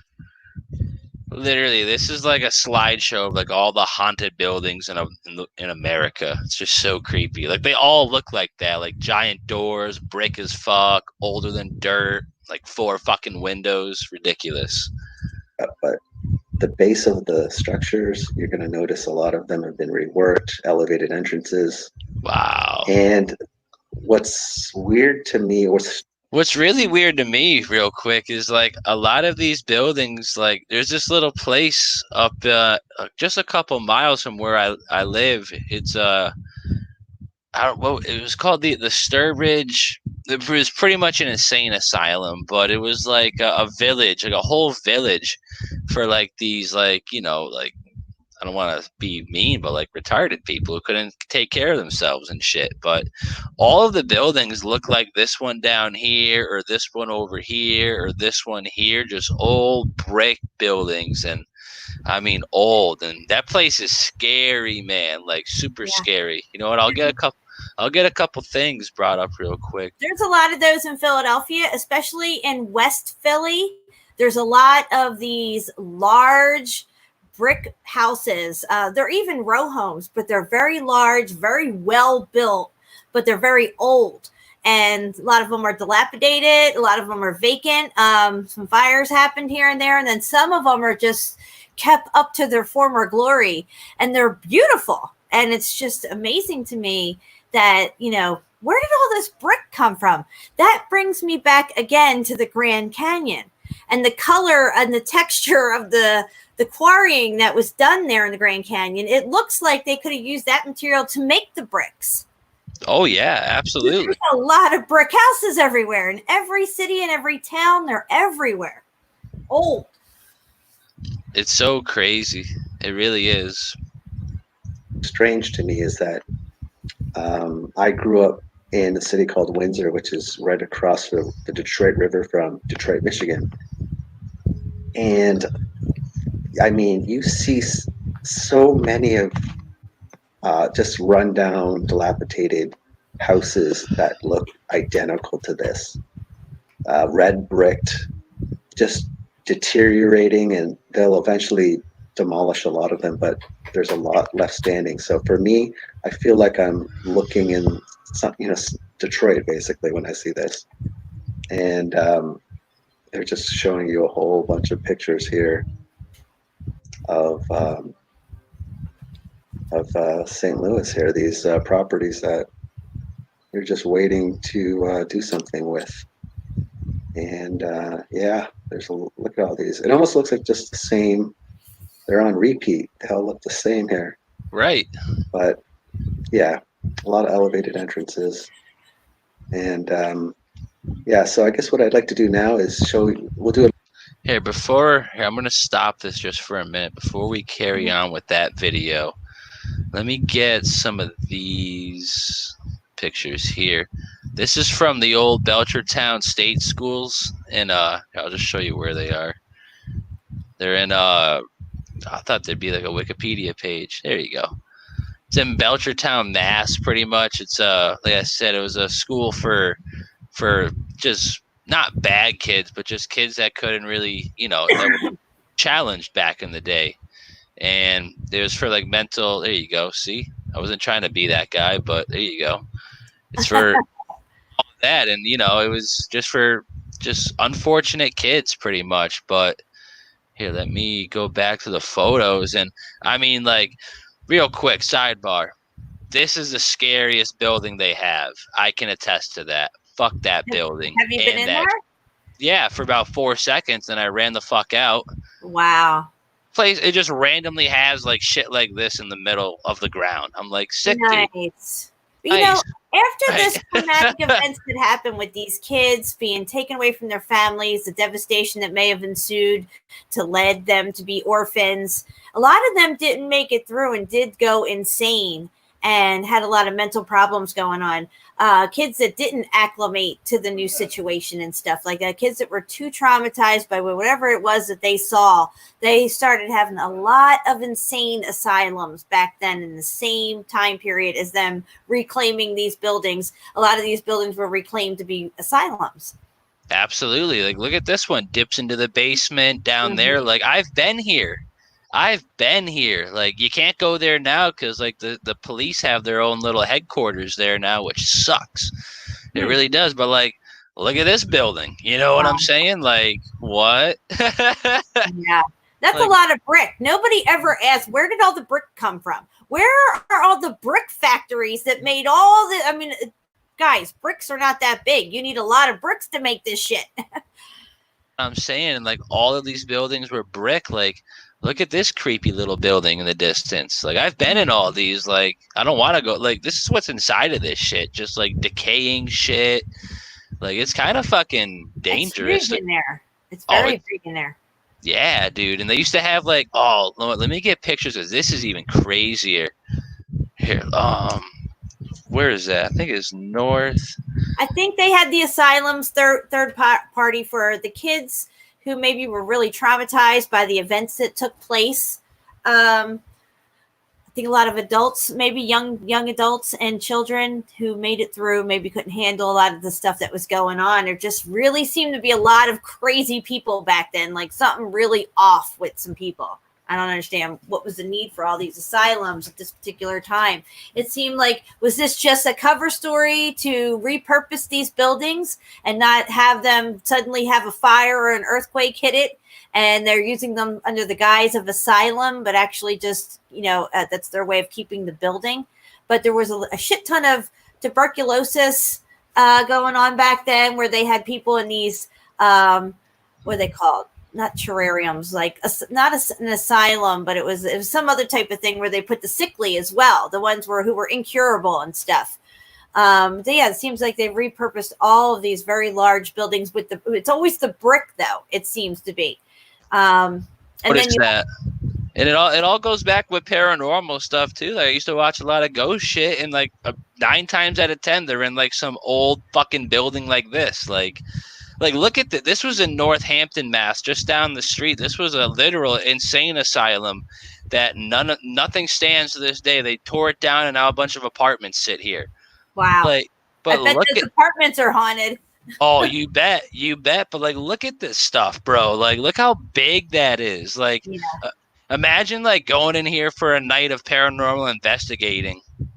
Fuck that, dude. I'm sorry, but fuck. I think I watched some guys go in there and spend the night in there or something on YouTube one time a couple years back. Oh, I don't know. They've been taking this place down since like the late 90s, or I mean the early 90s. Yeah, the last part just got taken down. I think it was either this part here or this part over here. It just got taken down a couple years ago.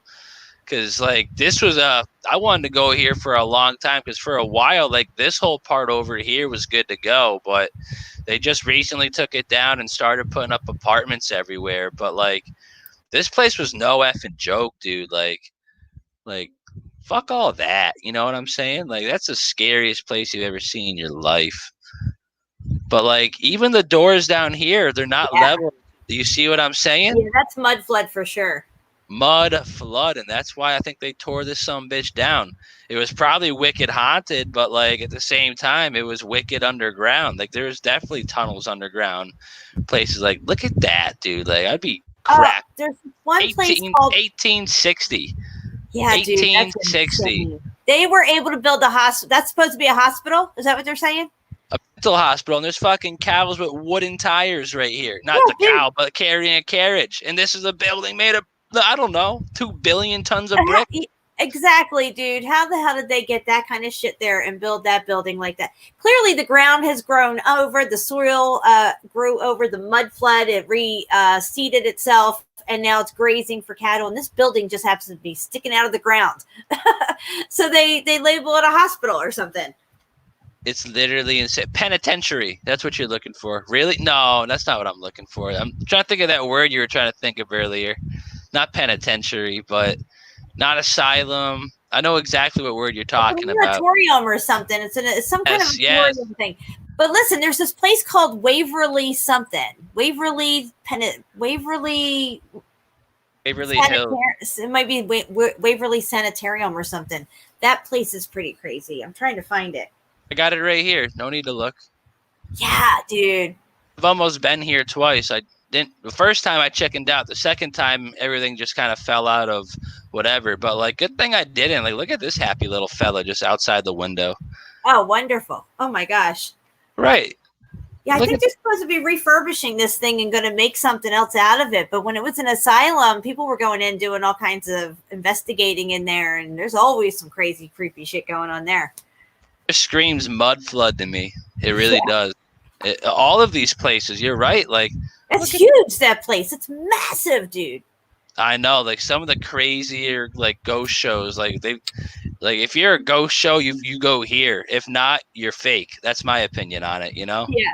I think they had a lot of tuberculosis patients here. I think they used to sit them out on the in the screen room so they could get the cold, fresh air. It was supposed to be good for their lungs, people who had tuberculosis and stuff like that. Yeah. Sanatorium. Yes, it's a sanatorium. That's what I meant to say, Friendella. Thank you. The good thing I didn't come here, you know, like got these guys like barricading the doors. Yeah. And like imagine like that at like 3 a.m. Yeah, no, thank you. Yeah, they said that's where they used to take the dead bodies. That's a little chute. They used to shoot the bodies down this chute so the patients would see the bodies going out. So Like they they never. were all dying. Well, it was all compartmentalized, so they never really had a real count of how many people were Yeah, actually. they say over 60,000 people died here, and that's being moderate. And that's not coming from people. That comes from officials here. It doesn't. Nurses probably thought maybe like, maybe like a few thousand over like a year or so, or like 2 years. Yep, they said that a nurse hung herself in one of the doorways or something. I forget, room 211 or some shit like that. Yeah, dude, there's just some crazy, crazy, crazy things going on with old stuff like that. Like I can't even think of other places right now. Oh, look at the Biltmore Hotel. Oh my God, dude, that thing is fucking so mud flood. There's no way that they fucking built this fucking thing for a hotel. How do you spell that? Biltmore? Biltmoor Hotel. I think that's it. Biltmore Hotel. This thing? Yes. It's a hotel? That's a hotel, and that thing was built like fucking in the 1900s or something. That thing's insane. Look at that. That's what I'm saying about like the Disney. Hold on, let me get another picture up real quick. DIS.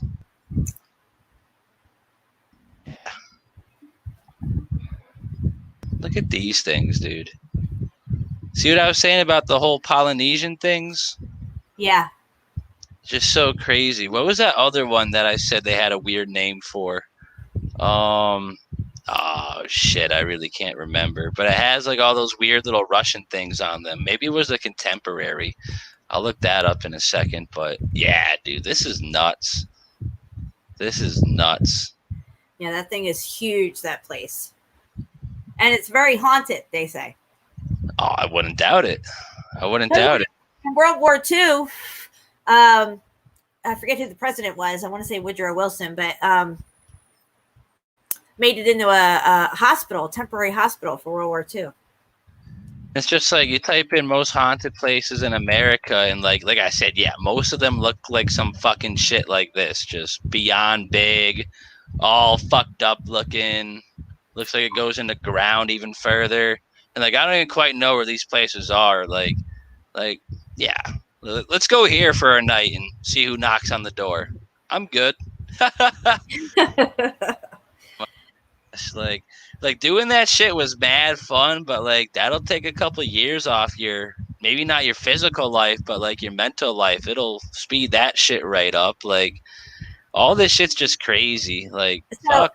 I sent you a video of Berlin in 1900, and it's colorized video. And the interesting sound to it. I'm not sure. I think there's sound to it. The interesting thing is that, of course, all the architecture you're going to see in this Berlin film, but also take note of all the people. And the thing that I find interesting about a lot of this is that we were talking about graveyards and the millions of people that have died. Like, look at these. This is thousands of people, and this is just one little sliver of the town that they're showing. But yeah, the architecture that is here in Berlin is unbelievable. All over Europe, it's just amazing. Look at these people are tiny in that little fucking doorway window. Wow. Right underneath their feet is a whole nother city that they don't know about, you know? That's so crazy. This is 1900 in Berlin. Look at these people. See, I would have been happy, like, chilling. Do you see the buildings in the background? It's crazy. Look at these things. Wow, that's crazy. Oh, there's all the orphan kids. Oh, my goodness. That's a lot of fucking people.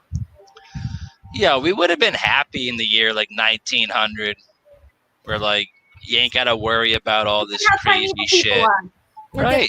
They're so tiny on that little stage up there.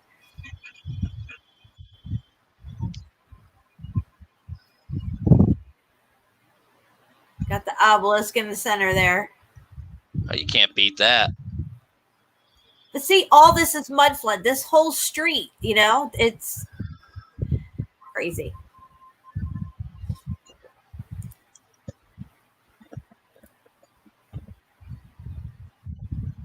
Wow, just imagine being alive back then. Like, what was public knowledge back then, you know? That's so nuts to think about. A lot of letter writing. A lot of suits. Like, all these people were chilling, it looks like, you know? Wow, this is incredible. Nothing like you see today. I know, Nothing. dude. I love looking Nothing. at this old footage. I absolutely love it. Like, imagine just being this little girl right here, just on your way to... Little car, dude.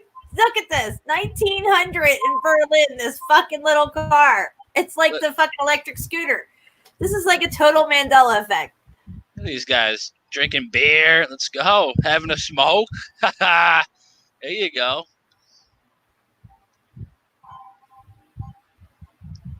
There you go. Kids actually playing outside in the street. Right, acting all crazy like kids should be. Now they're just on their phones, crying. I want to be this. Okay, so as you have it paused there, straight in the center of the screen, you can see that column with the lines going through it. Here? Yes. That part of the architecture I see on also a lot of buildings in Washington and a lot of buildings all over North America actually have these lines in them on the outside facades of the buildings. Which Washington are you talking about? D.C.? Washington, D.C., yes. Nice. Nice. You want me to play again? Yeah, go ahead.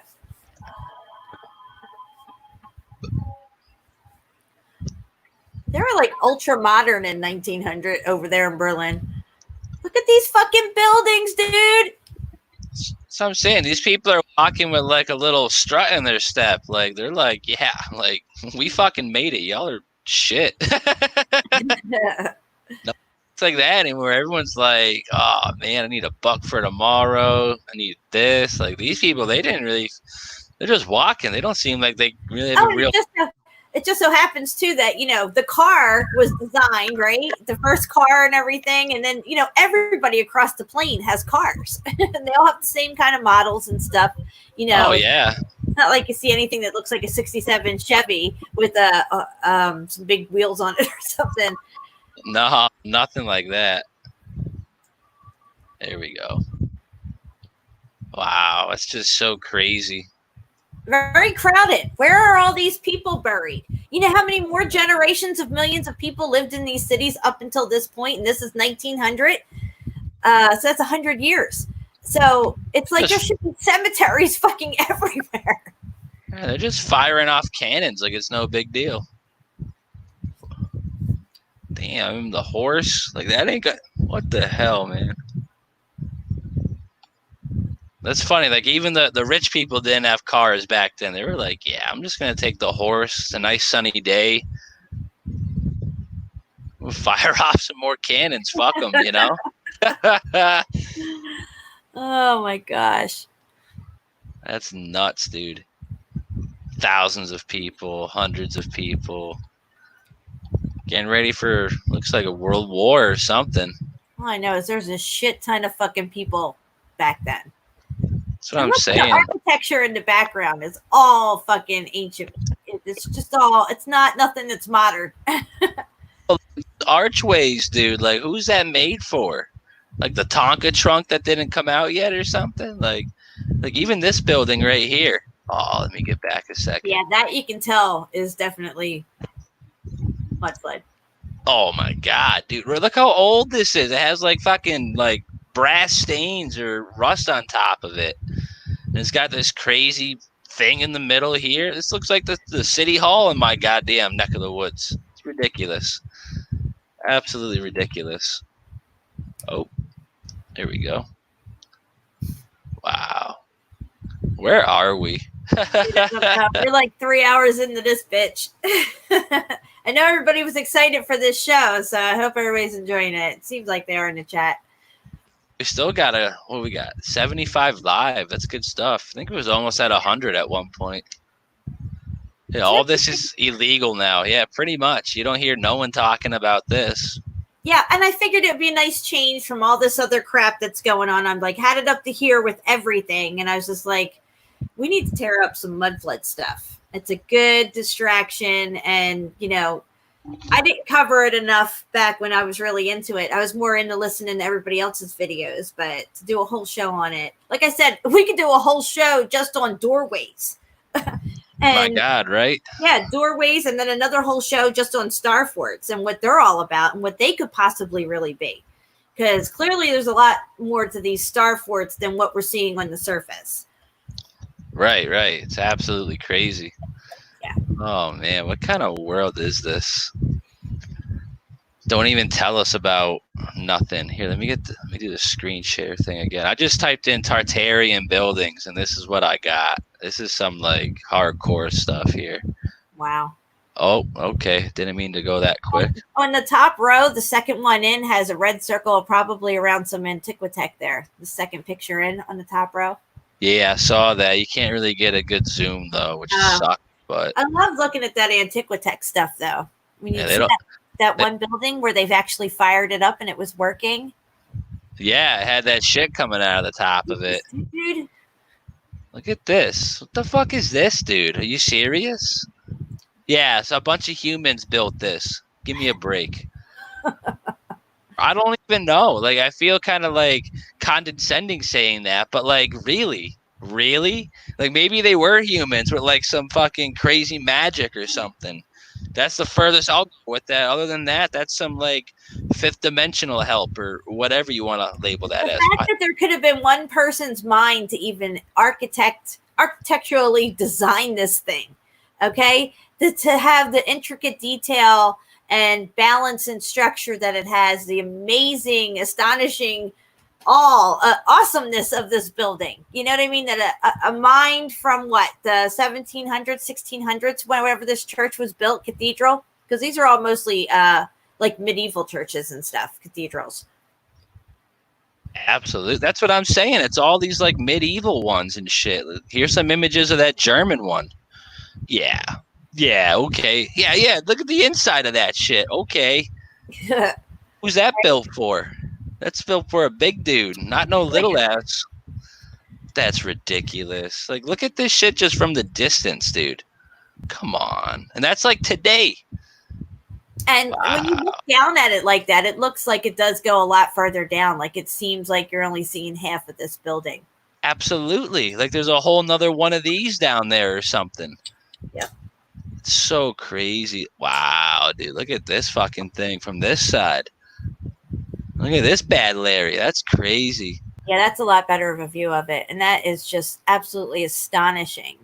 Absolutely astonishing that it was built not like okay, well, we added on to it later. We had more ideas for this part of it. Now, this is one massive construction that took place. Somebody designed this, every detail intricate of this thing. And for the time period that they're saying that this took place, and the materials and delivery systems that were available to get these materials there, the quarries that would have needed the massive undertaking that would have taken to, or look at how ornate it is. It's astounding. Things on the side again, like you were saying. Look at that weird thingy on top, dude. That's so weird. It has a little like X thing on top too, like the other ones. It's like they're little like wind barometers or something, but I know they ain't that. I know they ain't that. That's probably had power that sparked between these two towers. Look at this thing. That's what I'm saying. Are you fucking kidding me? United States symbol on it, so that's crazy, man. What is going on with all... like India or something? That's what I'm saying. That's why I kept calling them like Indian buildings or something. Like, I see shit like this, like in Connecticut, Boston, whatever, and I'm like, why are they like? This is in Mississippi, so I want to show you. This is in Mississippi. This is apparently a Buddhist temple. Yeah. What? With crosses on top. Yeah. When was this thing called? I don't know. Wow. I don't know. Stuff is just nuts. It's from a postcard. Yeah. This is the nutsest stuff in the world. And that's another thing I noticed with these mud flood buildings. They look like two different buildings sometimes stacked on top of each other. That one you just had zoomed in. How the bottom half of it looks like it's cement and the top half of it looks like it's brick. And it looks like they could be two different buildings. But they're clearly built out of the same building. But there's two different or like textures or whatever. That's just Even crazy. with that mud flood one where they took apart the part in Paris, part of that street away, and you could see the building underneath the buildings, it had a different structure to it also, it seemed. What is this supposed to be? So I'm saying they just have these like random fucking giant doorway churches. Maybe they're not churches. I don't know what they really are, but they're just in the middle of like giant cities. Like, it's just so crazy. What's this building called here? I always forget what this little building is. Oh, that's like an iron or something? The iron thing is shaped like an iron? Because it was like, I saw a crazy picture from it. What is this thing? No, I haven't seen this actually. Wow. Wow. What is going on in the world? Look at that doorway. That's insane. All of this stuff is insane. But we're just tinfoil hatters, you know? Who's the paranoid ones now? Y'all idiots are wearing face masks. Yeah, exactly. Killing themselves with their own CO2. Right. That's what I'm saying. Here, let me look up one more thing. St. Paul's. There you go. There's a London cathedral. I wonder how ridiculous that looks. Well, pretty ridiculous. Wow. Pretty ridiculous. Look at that. The middle of London. Oh my God. Look at the inside of that thing. Holy crap. Giant archways for little people. Yeah. And we're supposed to believe in England, where it was all muddy and nasty in London and stuff for the most part of the 1900s, that they built these types of things. I don't think so.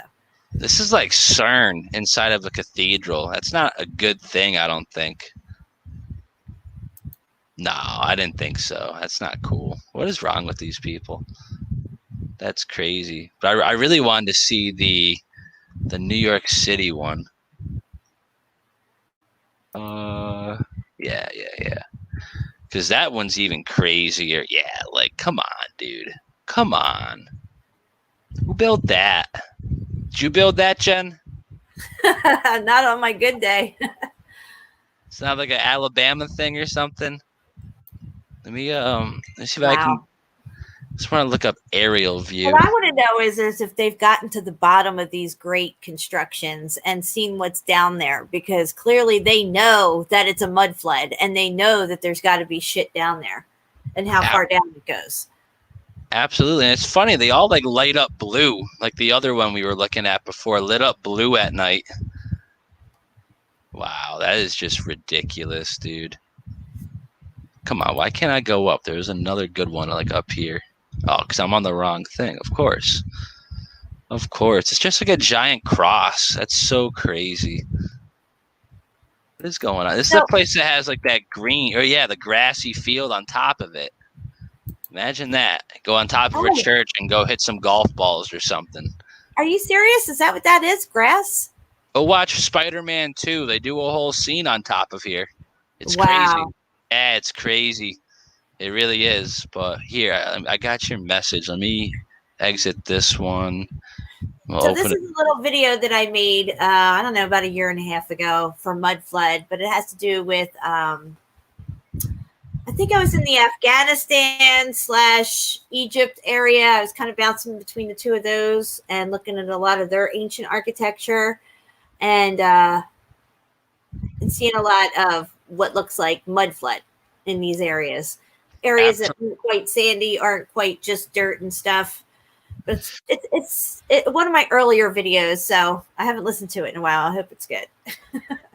See, the ones that are like in the more ancient part of the world, I think those are just like the flood, you know? I think all these other ones in like Russia, United States, Europe, I think those are from like flood events, like mud floods. But I think the more ancient ones, like everything in like Cairo, you know, Afghan, whatever, you know, that part of the world, I think that was part of the big one.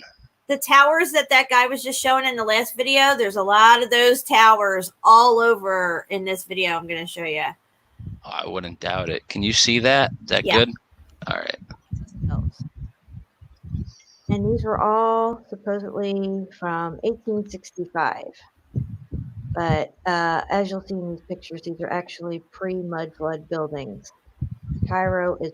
I was going to say, I wouldn't believe anything that from Cairo that was made in 1865. Like, how about we just take the one away, just call it 865? Yeah, you know? just have to go to Cairo and look at their buildings in Cairo and get the dates on when these mosques and different things were built. And this one was from 1865. But when you look at it, you clearly see that there's a lot of mud everywhere, a lot of land that came in and filled in a lot of areas there, and it's all slopey and stuff. Right. So it's like being dug out. All right. You want me to play again? Yeah. All right. Packed with them. Here's the towers. Here's one that's really interesting. Has all the towers with the tech on top for free energy. You can see here how old everything looks. Doesn't look like it was just built. It looks like it was just recovered. No shit. Yeah, and they're saying that it was just built. Amazing. I said, it looks like it was just excavated out of a fucking landmine or something. Absolutely amazing. Now this one here is another picture of Cairo, 1865. And it looks to me like they're digging out, because this wall here looks like it's all broke up. It does not look like it was just built. 1865 Cairo. Yeah. It looks like it goes down a lot further than that. All mud flooded there, dude. All mud flooded. That's You see crazy. it. Look at all of it up there, up towards the top of that wall. That's what I'm saying. Like, those are that tall, and then the one over here is just, 20 feet above the ground. I don't believe that for a minute. See, I think that's up on a hill, so it only got half mud flooded. But everything that was below that wall and that little valley that came down got inundated, and we're only seeing the tops of most of these things. Like those towers that guy was just showing could be like this. These towers sticking up, and underneath of it is a whole city. Well, yeah, that's exactly what I'm saying. I'm saying that these towers, obviously, these are tall ass towers, but like, this tower is probably just as tall, but we're only seeing that much of it. Yeah. And that thing in the background behind it, that little dome thing that was on the ground, that thing was all beat up and battered looking. It didn't look new, like they're just building fucking Cairo. Give me a break. Hey, ridiculous. No way. It looks like it's abandoned. Not like it was just built. Like I said, it looks like it just got hit by like a pyro bomb or something. Yeah, man. Just built. Yeah, give me a break. Give me a break. This shit was built like probably BC. Give me a break. Packed with this stuff. Packed with it. All right, so here's another shot of some of the stuff that was built in Cairo. Oh. It's all pre-mud flood. Pre-mud flood. You can tell. This stuff goes way down under the ground. And when you take a mud flood the ground. Look at that. Like, this goes down like a whole nother building pretty much. Yeah. That's crazy. That's so crazy. And look at like the perfection of the shapes and like how far away these are. Like yeah, and if you're gonna build, you're gonna build on flat, stable land. You're not gonna build in the amongst all this slopey, slippy stuff and everything and dirt everywhere. I mean, these guys are digging out and just filling in the gaps and tightening up some stuff is what they're doing. I was gonna say, right, you're not gonna build your foundation on top of land that's already crippling or falling away or perhaps made of mud. I'm not going to build a house for my family on top of a mud. You would level it out, okay? You wouldn't build it deliberately on a slope. And like that fucking that other picture that we were talking about before, the hotel in North Korea. They tried to say build it in 1985, 90 or something. Had this huge slope of mud behind it. Okay, how did you build this fucking hotel on a slope of fucking mud? And where's all the roads going in and out from all your construction? Yeah, right. Ridiculous. And when you take a mud flood and it dries out for 60, 70 years in a very arid atmosphere, you take away all that moisture out of the mud, you have sand. It's desert. As you can see here, all this architecture is pre-mud flood of Muhammad Ali.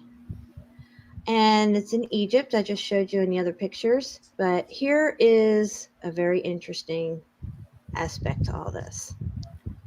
It says here, Cairo, Citadel, and Mosque of Muhammad Ali. Okay, the photographer was Wilhelm Hammerschmidt. And these are Germany archives, 1858 to 1869. Building date for this.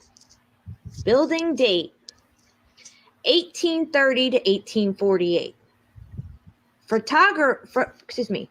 Photograph date, 1860 circa 1869. Okay, so if this building was completed in 1848 and this photograph was taken 1869, you're telling me in 20 years this place looks like this? I say it took them 33 years to build the World Trade Centers. Ridiculous. If that was the case, if they built this in 20 years, they should have built fucking like a whole town of World Trade Centers by the time they got them up. Yeah. Ridiculous. Dilapidated. Dilapidated, mud flooded, vacant, abandoned. Beat. No. Nah. No way. No way. So you see where I'm coming from with all this. It doesn't add up. It doesn't add up at all. And so this is more layers to the onion being peeled back. This right here is very telling, these dates. It doesn't match up with the picture and the surroundings of the picture. This is Antiquitech, built prior to the mud flood. And they go in and they reclaim it and dig it all out, slap their own dates on it, and put it in his story. Building date, 1830 to 1848. And in 20 years, it looks like that. Yeah. Technology. Just saying. And then horses. Okay, guys, if anybody watches that Flat Earth British guy, he has talked about these towers in some of his really good, Steve. videos like with this. the, what's it called? Well, they're not photographs. They're, I don't know, lithograph or something like that, where they show these towers that it almost looks like the Tower of Babel. So this is ancient Iraq, Samarra. And this is some of the ancient architecture that's there. This is all pre-mud flood. All mud flooded out. And here's the tower I was talking about. Look at this thing. That is in a lot of the drawings that he shows on his It's like in all the drawings we had of fucking, not all of them, but a lot of them of that little, I don't know, the Lucifer guy on top and whatever the fuck, you know? Mm-hmm. On his investigation of all this mud flood stuff, you see this a lot in the drawings and in the lithographs, if I'm saying that right. This is all pre-mud flood. All pre-mud flood technology. That sand that buried everything is all pre-mud flood mud. When you have a very arid environment, it sucks out all the moisture out of the ground and you get desert. I'm sure you guys are familiar with this tower if you've watched Flat Earth British, and he does an excellent job of finding all this old photographs and lithographs. All pre-mud flood. Let's see what else we have. These high archways, regular sized people would not build archways that are just gigantic. These archways are for giants to walk through, not for average people, average heights, 5-6 feet tall. These are for 12, 13, 20 feet tall people. And yeah, very interesting. And there's more of these towers that are shaped just like this. This isn't the only one, but they do show up in a lot of Flat Earth British when he's doing his investigation and all this. And I thought it was pretty interesting that I found it in ancient Samarra, Egypt. Iraq. This is all pre-mud flood. All pre-mud flood. That's another picture. Let's see if I go to the next page. What can I get up? There's another good picture of it. That's so wild. Yeah, people actually walk up that thing. Look at that thing. Like they line the whole all the way up that, and they've even shown it in different. Yeah, I won't be walking up that anytime soon. Guarantee that. Ancient pictures and drawings of people going all the way up this thing. Again, pre-mud flood architecture. The nomadic people of Egypt in the 1800s were not equipped to build this stuff. There's just no way. The nomadic people in the year like fucking negative 2000 weren't equipped to make the fucking pyramids either, but yet here they are. Yeah, I know. So crazy. So there on that one, you could see the sand or the mud sloping up to the sides of it. This building goes way far down. Yeah, you can see an entrance over here, it looks like. That's crazy.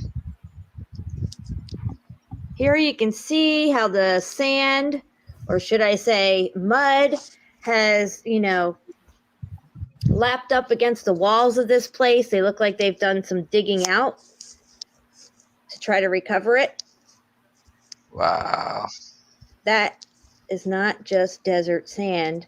And look how perfect the insides are, the indentations on all of them. All done perfect, symmetric, beautiful. It was ancient mud from a mud flood.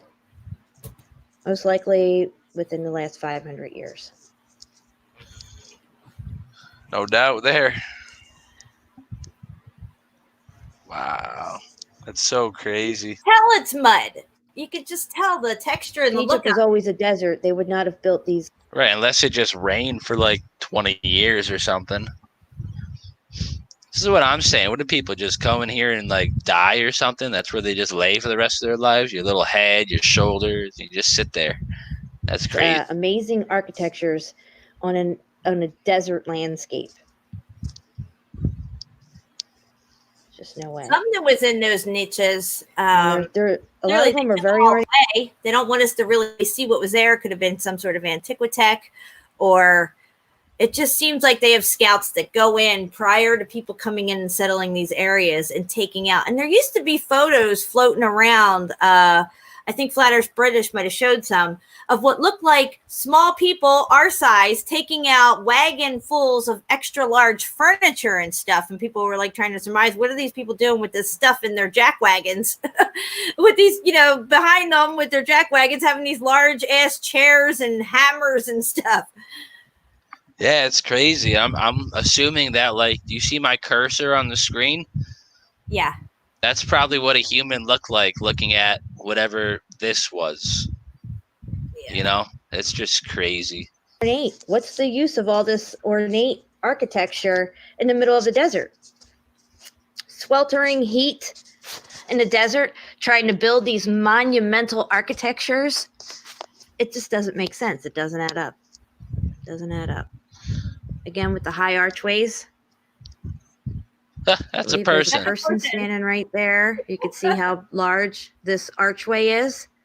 There's no need to build archways that high when you only have 5-6 feet tall people. There's just no reason for it. You would build an archway to accommodate people that are that large. Right. Possibly that large and riding on some type of an animal going through the arch. But if you put a regular sized man on a horse and go through that arch, you're going to still have 20 feet above you of space. Easily.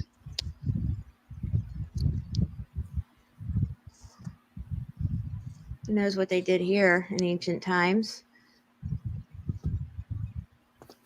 But you can see up top here in the distance here behind the building of piled up mud.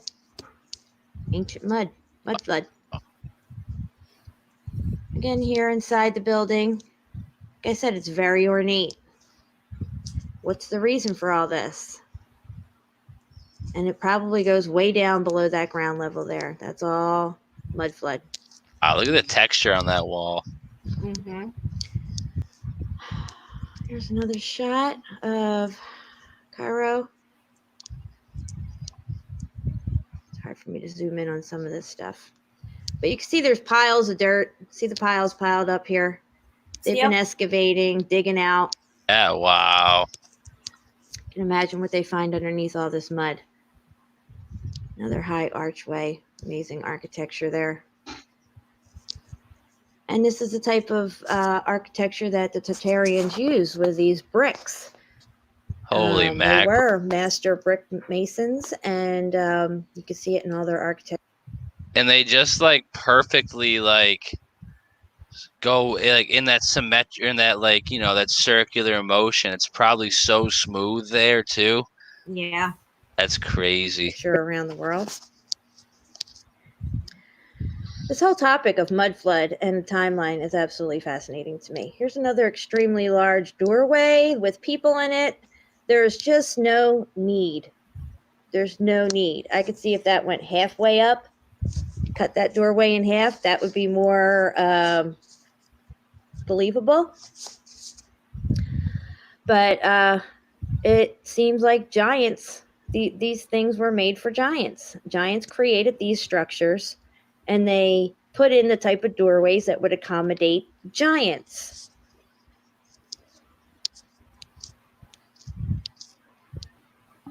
Damn. More architecture in the desert. I think that there were statues and maybe in these little cubby holes and stuff. Maybe they got rid of them, destroyed them. But on the top of this building here, you can see it's covered with a layer of dirt, mud, ancient mud, dried out, turned into sand and limestone. All right, guys, I'm going to leave that for right now, and I'm going to put a bunch of pictures in at the end of this video. Check them out and leave your comments below.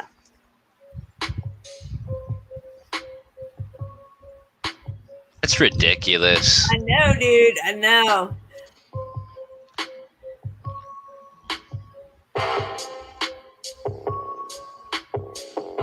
Highly guarded with military weapons, you know, cannons everywhere. These crazy towers and spires.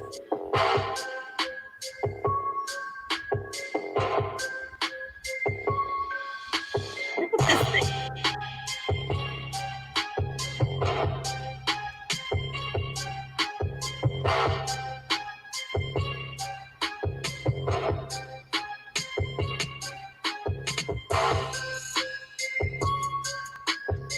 It's insane, dude. This is all in these Arab countries.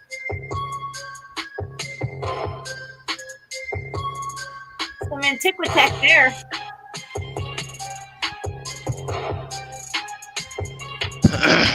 Wow.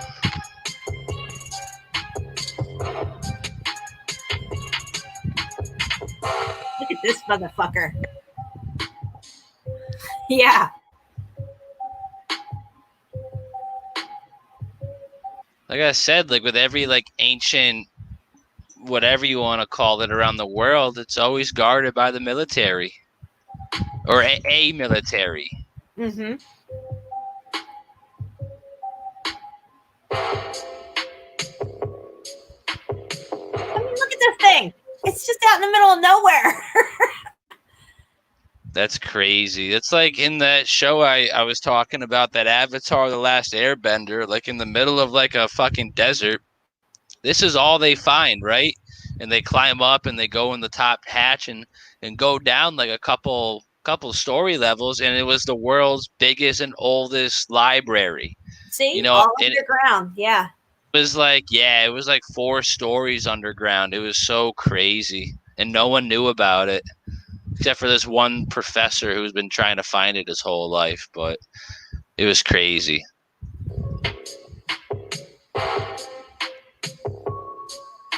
Now stop it there. This is like a freaking like what do you call it? Like in a science museum where you go in and like watch the stars and stuff. Like look at how the mud flood. Yeah, you're right, Steve. It looks like one of those the stellarium places. But how the mud came in on a slope and buried this building. Oh yeah, you can't even get into the door. That's crazy. I didn't even see that. Yeah. Wow, what is that word though? That's so, all these fucking ology words or whatever. Fuck, dude. What are those things called? It's like a terrarium, but not really. It's a stellarium. Stellar. I've never heard that word in my life. Stars? For stars, you mean, right? Observatory for stars? Yeah. Well, not really, but something like that. I mean, like, this could be something like they have at like the Lucifer telescope type deal or whatever. It kind of looks like that, but it also looks like just like but interesting. It has a tower and a dome. You always see the towers and the domes together. So it has something to do with the whatever energy fields they're working with. Have towers and domes in combination with each other. Yeah, it's crazy. But you can't deny that that's a mud flood building. If anybody who's skeptical, all you gotta do is show them this fucking picture. Clearly, it's been inundated. Right? That's so crazy. This whole topic is just... go back. There's a couple more pictures that you got to see. Oh, we're there? Yeah, there's a couple of more good ones. One looks like a house built on top of a house on top of a house. Planetarium. Planetarium. Yeah, Startarium. What the hell is that? I said Stellarium. I think it's an app. All right. Hold on. I got to find the video again. Hold on. I haven't seen those pictures in forever, but yeah, I know there's a couple more good ones at the end there. All right. I think this is where we were. Try this.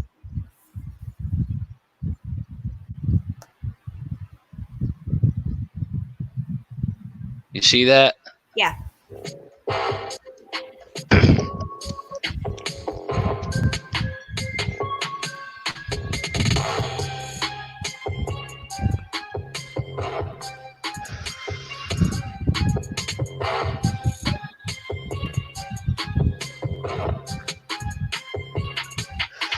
That's pretty crazy. It's like a nuclear power plant or some shit. That's amazing, dude, this thing.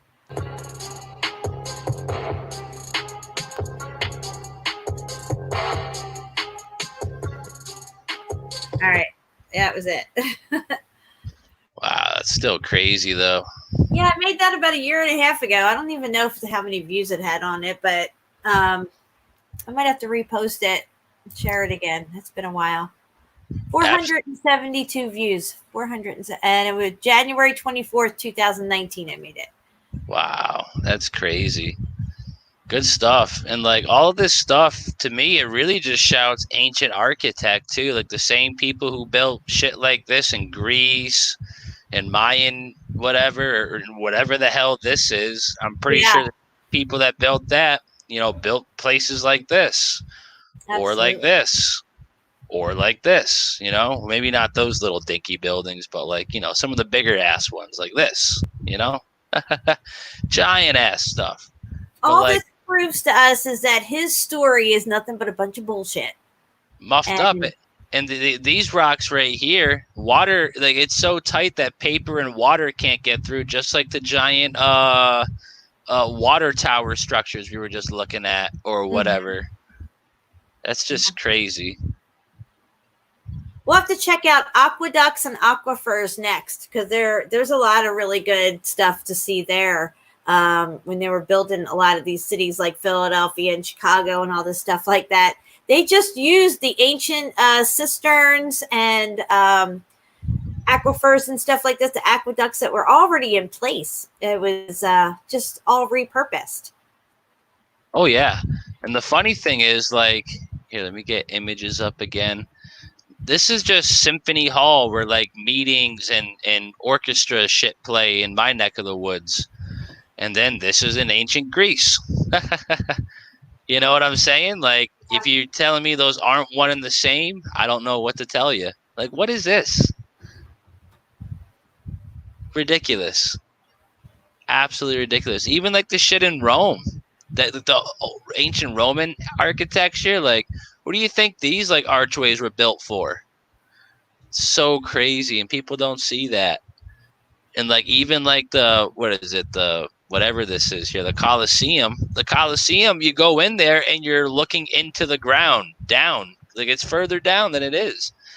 Even the ancient pyramids, I'm pretty sure those go down a couple more feet. As you can tell, they're on like a plateau that's covered by sand. It's crazy.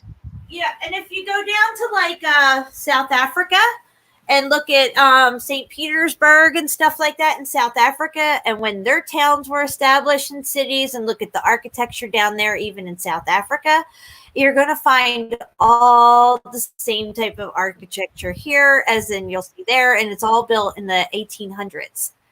And how is it that the same architect went around the whole plane and gave everybody the same exact schematics and shit like that? I mean, you can go anywhere in the world. I don't know. It's all crazy.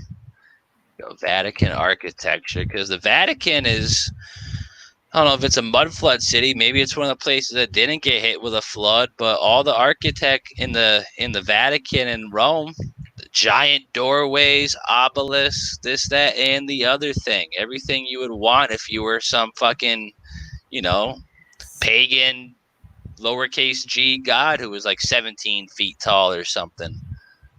It's just crazy. The spiral staircase. Yeah, you couldn't pay me to walk up those. Fuck that. This whole effed up town with the serpent fucking audience hall. Ridiculous. Oh yeah. Yeah, that's relatively new, but still, yeah. The architecture in Vatican and all around Rome is unprecedented. This is clearly, and you look at the dates when these things were built and stuff. I also have a picture. I have to find it. It's downstairs on my computer of when they were building the Pope's audience hall, the one that looks like the serpent. They had to dig out underground, and you could see bricked archways under there. Would they have the open section of where they were digging? And I have to find that picture because clearly there's something under there. Normal people, giant pillars. Come on, man. Yeah, how'd that happen? This is probably where the people stayed while like fucking like 20-foot people just came out here, gave the daily orders, and they went on their way. I think you're right. I hope I'm not, but I might be. Like, yeah, this shit's just nuts. Like, all these giant archways everywhere, too. These big arch of bales and whatnot, Like, wonder why those are set up everywhere around the world on ley lines, Of course. That's what I'm saying, Roman versus Greek. You tell me the difference. It's every single fucking state capital has a building like that. It's ridiculous. Absolutely ridiculous. But we've been going almost 4 hours, Jen. Anything else you want to get going here, bring up, or you want me to start wrapping it up? No, I think I'm good. I think we got everything. Of course, I'd like to do another show on the topic, extending it even further, like going into the star forts and doorways and the ancient aquifers and aqueducts and the cisterns and everything that's going on underground. I want to start from the top and work our way down through this mud flood. So maybe we can even make a little series out of this. Yeah, we can get something going for sure. No doubt. No doubt. Right. Sounds good. Absolutely. I'm just trying to find a song, and every time I click it, I click the wrong button like an asshole. All right, let's see what we got here. But yeah, this was a good show. It definitely was rather exciting to come in here because I don't really know too much about this stuff. But the more you look, the more it kind of just unveils itself to you, and you're like, wow, like this is nuts. Yeah, it's pretty awesome, and it's a nice break from the norm, not so norm that's happening right now, to just get onto another topic and just run with it. And it gets my vibrational frequency up because I'm so excited to do these shows, and I'm really just so sick of what's taking place outside my house that this was a very welcome distraction. Oh, So good. you. Yeah, absolutely. Don't thank me. It was your idea. We made it happen together. I'm gonna say, speaking of the whole COVID crap or whatever, what's his name there? So I didn't really read the article, but I heard somewhere that Bill Gates is funding artificial meat or something. Is that a real thing? Yeah. Or We got to kill all the cattle and bring in artificial meat. Yeah, I figured they were going to be doing that. Something about some kind of artificial cloned meat or something that they're going to feed the populace. Because when they bring you down in your status and in your freedom and everything like that, your whole quality of life changes, and that includes the food that you take in. So if you think we've had crappy food all this time, it's going to get worse. It's all part of it. And the thing is, too, like, just a couple of weeks ago, I heard that they were importing, because they stopped like a lot of beef productivity or whatever you call it in the United States, produce or whatever, and they've started importing their beef from some country I've actually never heard of in my life. It makes no sense. It makes no sense whatsoever to take our beef, our cattle, sell them off or euthanize them, and then the day they're doing that, the shipment with this other meat comes in from some fucking Nigerian backdoor house or something. I don't even get it. Right, and then a week, but then a week later, Bill Gates is talking about teaming up with artificial meat companies. So if you can't see what's going to happen, people, I don't know what to tell you. Now's the time to. I don't even know if it's the time to stock up on beef and stuff like that, because they want you to do that because they're going to turn the fucking lights off at some point. What good's your freezer if or all the food in your freezer if it's not frozen anymore? Everybody should have storable canned goods, storable. You can do rice, sugar, salt, stockpile. If you like coffee, of course, you'd like to definitely make sure you have clean water available to you, even if that does mean storing them in plastic jugs. If that's all you got, fucking do it. Because these motherfuckers are capable of anything. And I plan on holding out as long as I possibly can in my house for as long as God deems fit. And that's the way it's going to be for a lot of people. They don't have anywhere to go.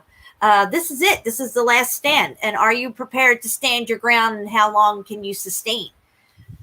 Yeah, absolutely. It's a big test, and I hope we all pass or whatever, Yeah, I mean, I'm not going for them for anything. I don't want none of their government funded food or rations or vaccines or tests or anything. Because once you go to them, they got you.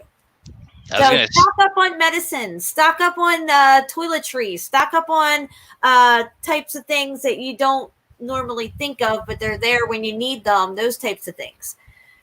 Yeah, absolutely.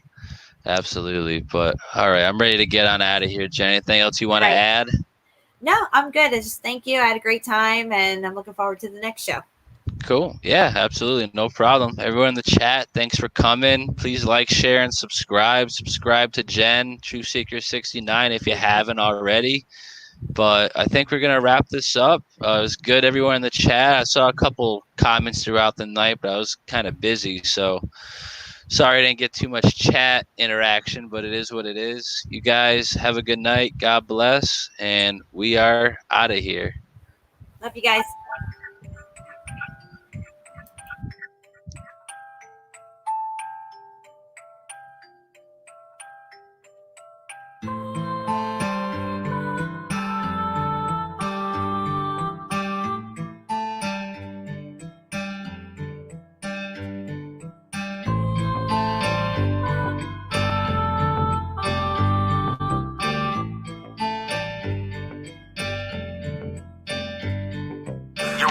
what life's about and what it really means. Nothing's what you thought it was and nothing's what it seems. Always stressed about the world and all the hurt that it can bring. But God is by your side, so don't you worry about a thing. You feel like you're so far away, no one can hear your screams. Even when you're sleeping, there's no comfort in your dreams. You're living while you're learning and the journey can be mean. But God has got your back, so don't you worry about a thing. Every day just keeps repeating as you're passing through the seasons. Always struggling with something, always battling with demons. If it's happiness you're seeking, just be happy that you're breathing. They say everything that happens to you happens for a reason. Some days will be hard and then some will be even harder. There'll be times when you feel like you just can't take it any longer. But don't think of giving up, cause there's really no need to bother. Anything that doesn't kill you is making you even stronger. Life will rip you open and then pick you apart.